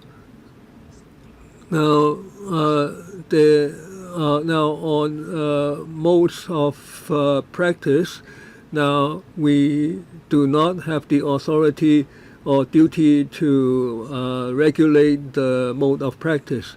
Now, but however, if personal data is involved, like personal credit data, then that has to do with the ordinance and has to do with the code. Now, if there are ways for improvement, we will consider that. But as the Deputy Secretary said, now overall, under this framework, we feel that the ordinance and the code, after 4 amendments and after discussion with the regulatory bodies like the HKMA, we think that after these amendments, the regulatory purpose is achieved. So for personal data privacy, overall, we have provided the relevant safeguards under our provisions. After we conduct the investigation, we will conduct a study with the banks and the government on follow-up work. There's a second round of questions. Now, I've looked at Charles Mock's motion. I think it is directly related to this item of agenda. So I will ask members whether we will deal with this motion. Agreed. Now, after we covered the issues, we will vote on this motion. Now, second round, Elizabeth Quatt. Now, members of the public are concerned that sensitive personal data can be sold for business purpose, for profit. Now, the Privacy Commissioner can answer briefly. Is it that our current legislation doesn't allow the sale of such data for profit? Using personal data for commercial purpose or selling such data, now it does happen right now. In our ordinance, now when such practice occurs, what action is to be taken? Now, would the person affected be notified? And whether consent would be obtained. Now, all this is regulated by us. Now, as bank users, bank service users, can we not allow the banks to turn over the data to TransUnion? Now, if I tell the bank that the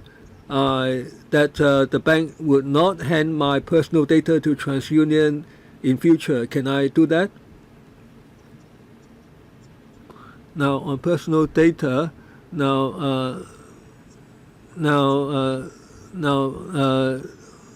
not talk about practice by banks. Now, the personal data belongs to the person. It doesn't belong to the bank. It doesn't belong to TransUnion or whoever. It certainly belongs only to that person. Now, the EU and around the world, they make clear that personal data belongs to the person. So that person has absolute control. He can certainly exert that control. Now, I'd like to ask HKMA, after this incident, many members of the public are concerned. They don't want the data to be made available to TransUnion. Can they ask the bank to ensure that?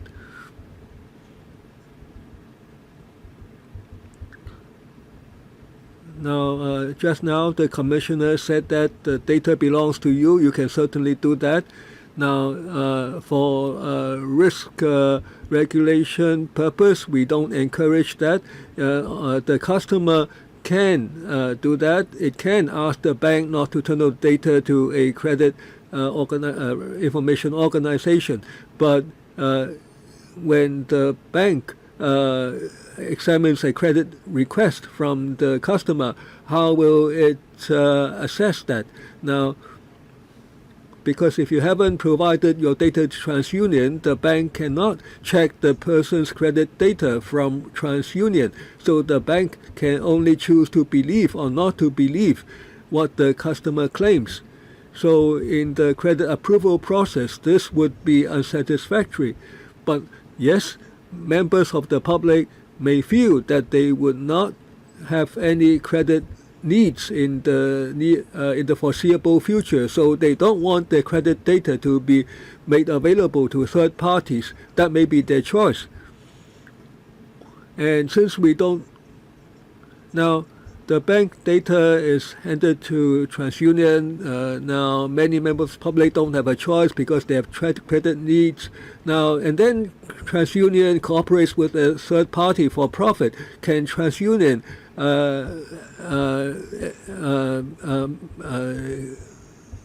guarantee that it wouldn't engage in this kind of behavior, and would HKMA regulate that? Now, we are a bank regulatory body. We are not a regulatory body of bank service providers, so we don't have the authority to regulate service providers like TransUnion. Now, whether we would consider regulating those, it has been answered clearly. From the perspective of personal data privacy, we will consider how to step up our effort. Now, we will discuss with the industry concerning this incident. Now, in future, the bank as information provider or as a user of service by TransUnion, is there something that we can do to enhance the protection? Now, early in the second quarter last year, we already started consulting the industry. Now, on personal data, on credit. Now, is there some way to enhance the practice? Now, we have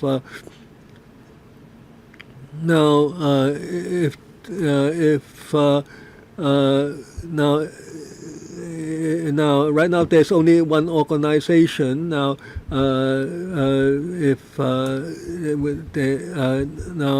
we started consultation last year, so that's just an additional piece of information. Now, the bank as information provider can ask that an organization such as TransUnion should not transfer the data to a third party for commercial purpose. Now, the banks should do that. Now, TransUnion, right now, there's one organization like yourself. and you haven't been able to secure the data, and can TransUnion promise that it will not turn over the data to third party for profit? Any response from TransUnion? To the consumer. So as a credit referencing agency, we think it's extremely important that the consumers can access their own credit information. We have seen evidence again and again that when consumers have their information, they're more educated and they're more likely to make better and more prudent financial decisions. 主席佢迴避我問題，我問你會唔會承諾？ She avoids my question. I asked whether you would commit that you will not transfer personal data to third party for profit. Can you more clearly answer this question?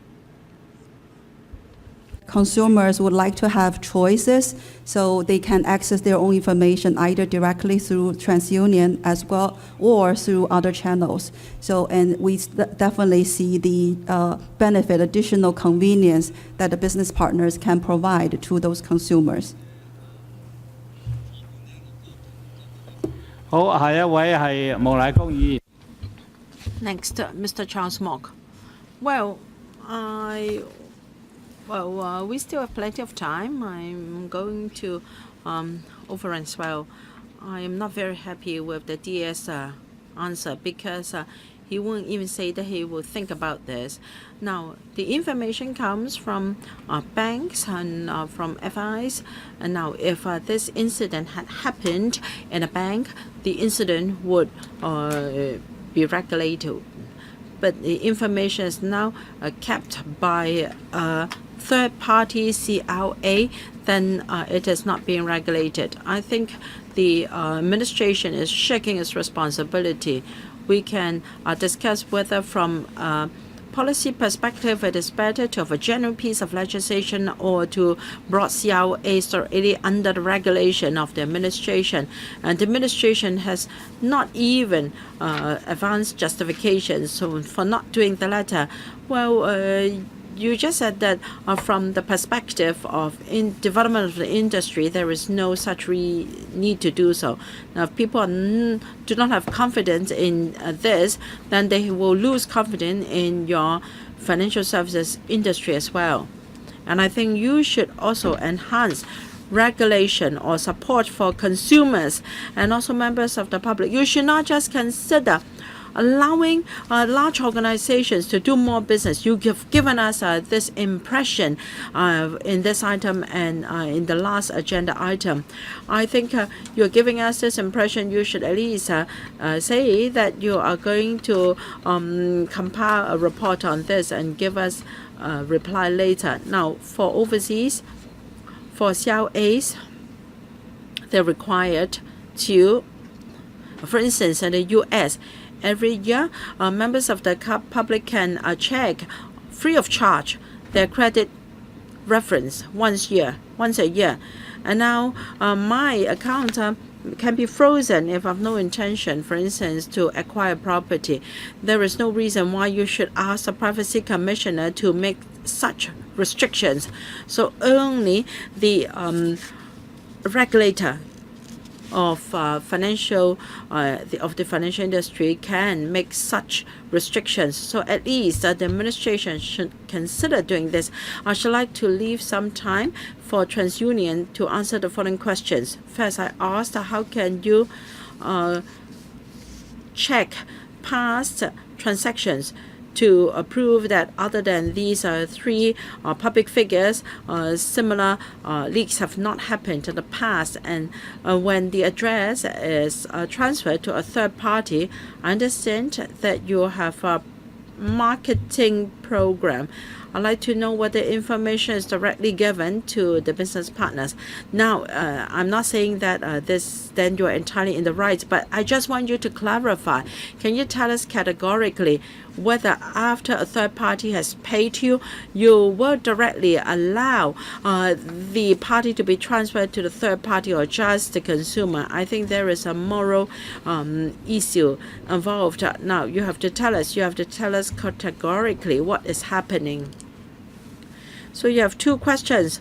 Both questions are for TransUnion. I think they know what I'm talking about. Brickman to talk about the business partner business model. Thank you, Mr. Chairman. So we do work with third parties, but I think what is very important to note is that before any partner receives any data, the consumer provides consent. So individuals, they get to choose whether or not the partner accesses their data, and they give that permission, they give that consent because of the value they perceive to receive from those third-party products. TransUnion, Consumer Interactive, as well as the strategically chosen partners that we work with, is committed to improving financial literacy, to giving consumers education about their credit, and giving consumers access to their own data so that they can make informed decisions.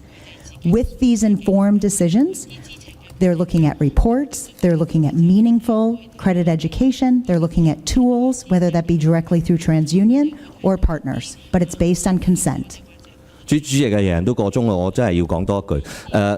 I'm not asking you these kind of questions. I'm asking you a very direct question. Were there any transfer of information to these so-called partners? My understanding is that when they pay the fee to your company, you provide the data to the consumer himself or herself only. Okay? The marketing deal is that that person has to receive marketing from your partner. But my understanding is that at that point there is no direct transfer of personal information. I just want to confirm that. You don't have to go around and talk about all these whatever consumer education. Come on, just give me a straight answer, because people are saying that you are transferring consumer data by that marketing agreement, even though, as I said, I don't agree with the arrangement.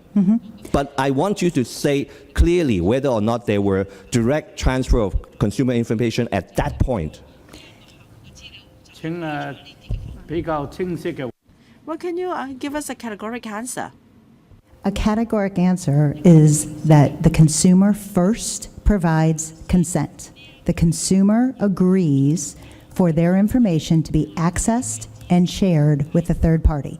There's no payment to TransUnion prior to that consent being received. We understand that people are focused on who has access to their personal data and how that data is used and shared. We work very hard to make sure to ensure the individuals are first empowered in deciding how their credit data is used. The partnerships are based on consumer consent. Okay. All right. Mr. Ronnie Chen. Thank you, Chairman. Two things. TransUnion said that they're here to provide convenience for members of the public to have their own personal data, but that should not be done at the expense of personal privacy and also security, data security. Can the Privacy Commission follow up? They said that for third-party platforms, they have afterwards audits. I hope in your review you will cover this area, how their audits are being done. And the Hong Kong MA already answered this question. Under the business model of TransUnion, will the administration introduce competition? And this question was already answered. Now, you're going to introduce competition. Would there be standards made by the administration? So it is not for the agencies to decide how they're going to do it. Now, in terms of consumer credit reference services, the Hong Kong MA and the administration should ensure that such business is being done under a certain framework and not in whatever manner they want. Now, we are going to have a VID in future, so the government is in control of a lot of data from the community, and Singaporean company will sell data they have. So will you consider using a government database to replace a commercial CRA because they are in control of personal data of everyone in the community? I'll answer the first question very quickly. Thank you, Ronick, for your question. In our consultation with the industry, we do not just consult them on the number of agencies we should have. When we introduce more CRAs, will there be other risks? Because we talked about cyber security, online security, and people may say that when we have 2 or even more CRAs, will the risks be increased? So there are certain risks we have to consider. Mr. Chen asked whether in terms of the business model, should we discuss with the industry, should we ask the industry to authorize us to regulate their activities? What about the administration? The administration to set up its central database. Anyone? DS. KYCU? Yes? KYCU. Are you asking about EID or KYCU? With the launching of EID, will the administration set up its own central database so that our data will not be controlled by purely commercial CRAs? I think it's different from KYCU. Perhaps people might have mixed the two. As Mr. Chen knows,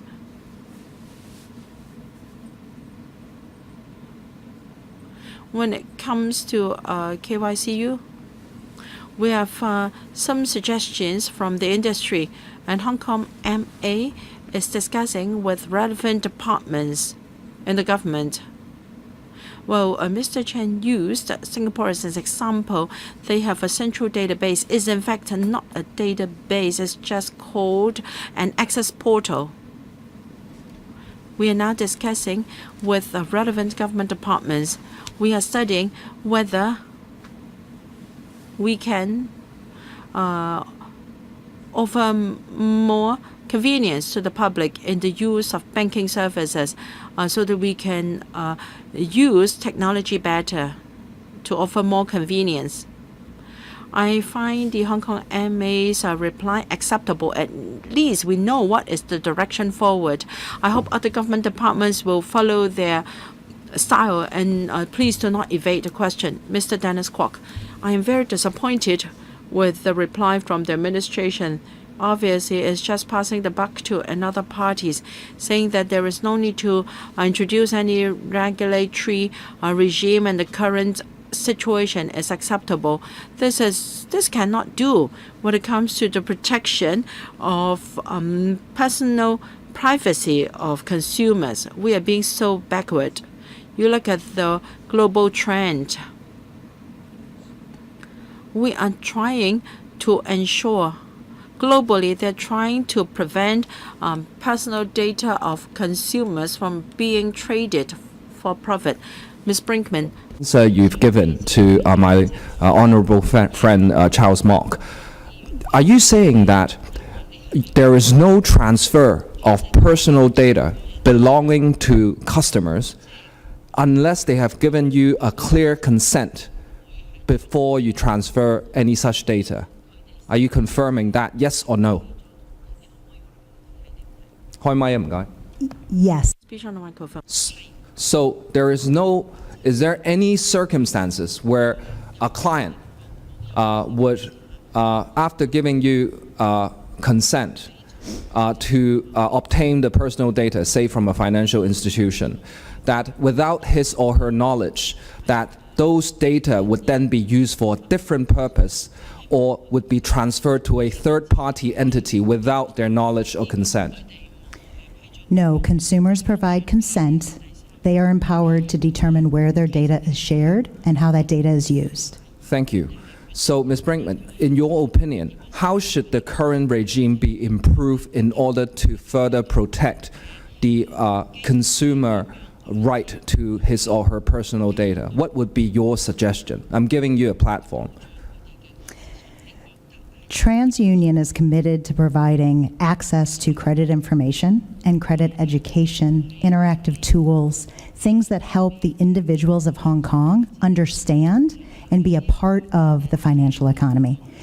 Providing access online, on demand, will allow us to reach more consumers, allowing consumers to have access to that information so that they can make more informed financial decisions and be a healthy part of the financial I understand economy. that's your corporate statement, but you're the ones who made mistakes here, okay? So how would you improve the current system, not only in your company, but how would you suggest the authorities improve the current regime so that we don't have similar incidents happening, either by way of theft or abuse of consumer data without their consent and knowledge? I'm not talking about you in particular, but players in the industry. Thank you for the platform. I think what is important to note is that the indirect model, whether that be with financial institutions or that be with third parties, is something that's not unique to Hong Kong. We actually see this in many of the countries and regions that TransUnion serves, whether that be the UK or Canada, the US, India, Africa. In all of these instances, providing access to consumers to their own credit data is a key to a healthy financial economy. The way to do that is oftentimes to ensure that we're authenticating and allowing the right consumer access to their data and ensuring that they provide permission, they provide informed consent prior to the transfer of that. So when you think about authentication, multi-factored, multi-layered tools that are putting consumers in control of when and how their data is accessed is best practice. 好，咁啊，個配發人你第三次發言，我諗控制係3分鐘，好嘛？不過時間有限，唔該。Elizabeth Quaid, third round, 3 minutes. I'd like to reiterate to the HKMA. Now, when you regulate the banks, it's very strict and careful. All the personal data in banks have to be subject to very careful KYC. But however, when the banks turn over the data to TransUnion, and most Hong Kong people don't have the choice, and then you say you don't need to regulate, and they didn't do any KYC, anyone can simply and easily obtain other people's information, including the information on the chief executive. Now, this is a big loophole. You should think of a way to regulate and to avoid such occurrences. Now, because they occur with the banks that you're supposed to regulate, and for TransUnion, you hold so much personal data of the public, you must be very, very cautious. Now, in this case, the loophole cannot be accepted and is inexcusable. Now, many Hong Kong people, because they have to make use of this credit information, they have to queue up at your door, and you say that you will continue to operate in your mode of practice, with the consent of the consumer, you will continue to sell the data to third parties. Now, how will the government engage in publicity and education so that the consumer will know what risks they face after they make use of this platform? They just want to save $200. They don't know that the data is turned over to a third party. Now, the government needs to do more. The HMA will need to remind the consumers what risks they face. Now, when TransUnion turns over the data to third party, there is even less regulation. How will you ensure that the third party can get the consent, and how will the third party ensure that the consent is indeed from that person concerned? Now, TransUnion cannot ensure that. The government cannot ensure that. So what safeguards do the consumers have? TransUnion? Maybe I can answer briefly first. Now, I have a problem with many of the statements just now.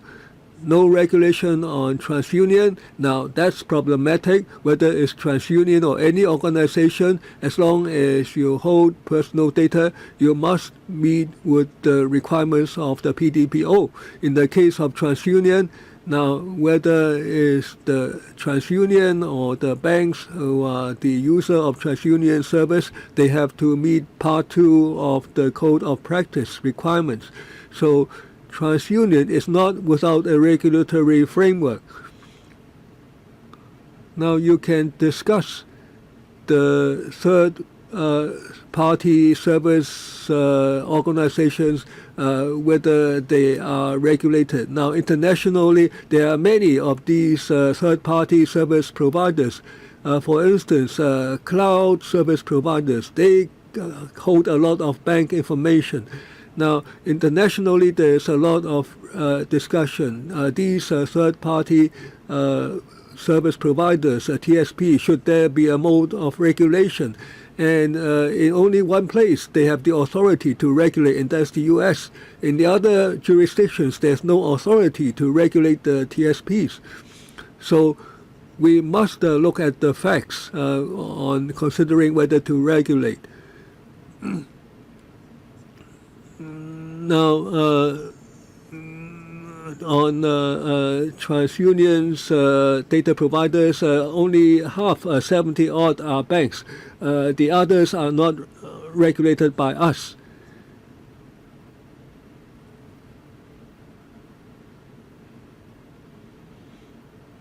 Elizabeth Quaid, anything else? We only have several minutes left. Thank you, Chairman. As I said at the beginning, now they are subject to the PDPO, but this incident has occurred. The credit information of the CE has been leaked. Now, are there sufficient penalties to discourage such behavior? Now, I've said that there should be Internet personal data privacy legislation. Now, can the Privacy Commissioner respond? How has the work progressed?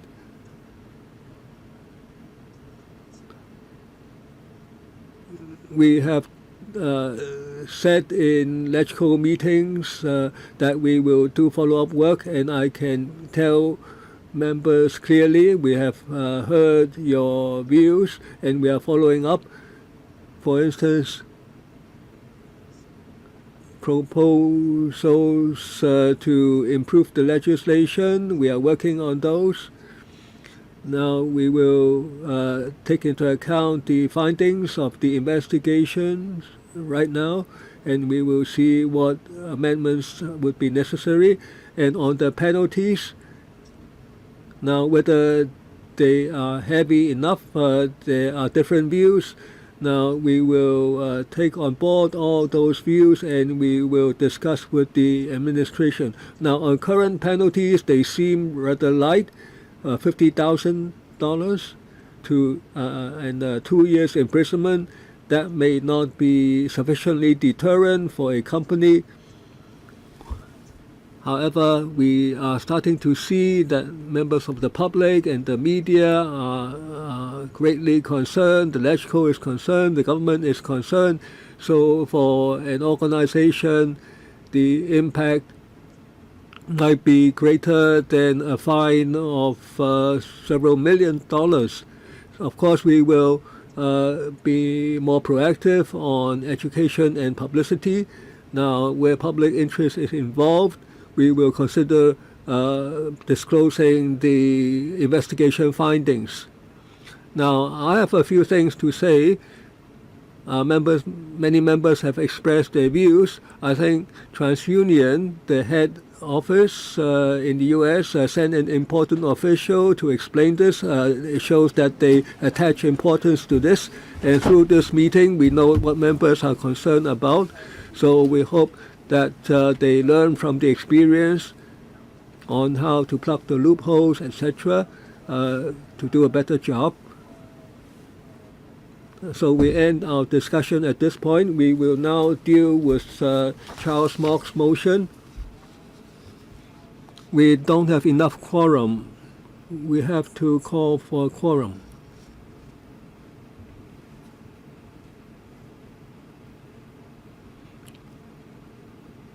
Does Mr. Mock request sounding the bell?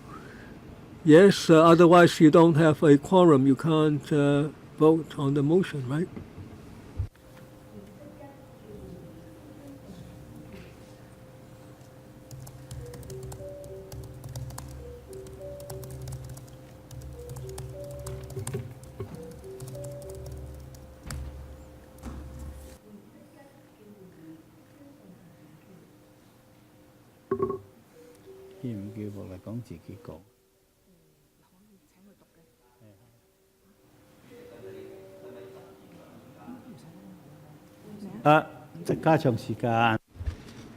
We will lengthen the meeting because we have to call for a quorum, so we will extend the meeting by 10 minutes to deal with this matter.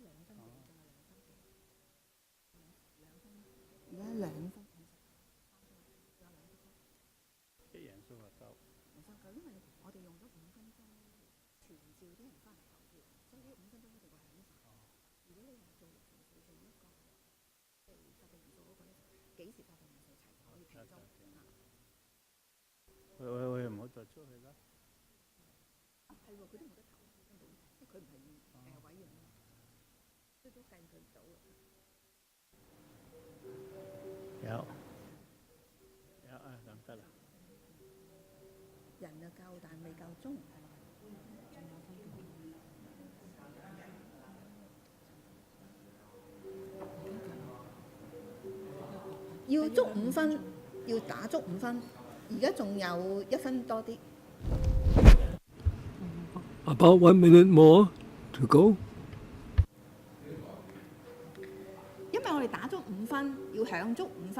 The bell must ring for a full minute. A quorum for 7 is required, but we need, even though we have a quorum, we have to wait for 7 minutes, for the full 5 minutes.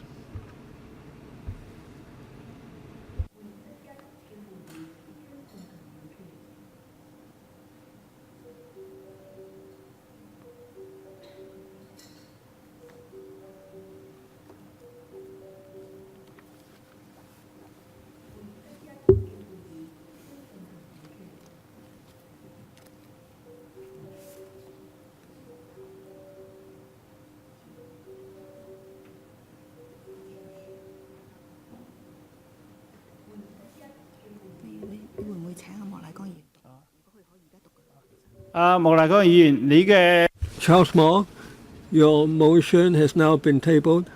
Now I will speak on it briefly. Now Mr. Chen Chen-ying also has an amendment. I agree with that. Now he deleted financial institutions. That because they are not the main subjects, so I agree with the deletion of financial institutions. You can have one vote on Chen Chen-ying's amended motion too. So you don't object to Mr. Chen Chen-ying's amendment. So we will simply vote on Chen Chen-ying's motion. Those who are in favor, please raise your hand. I will read out. Mr. Chen Chen-ying's, Mr. Dennis Kwok, Mr. Young Ok Kil, Mr. Charles Mock, Mr. Wu Chiu Wai, Chu Hoi Dik, Xiu Ka Fai. Those against? Abstentions? So unanimous. Thank you. Thank you all.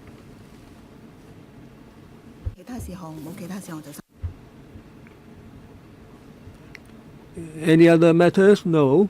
So end of meeting.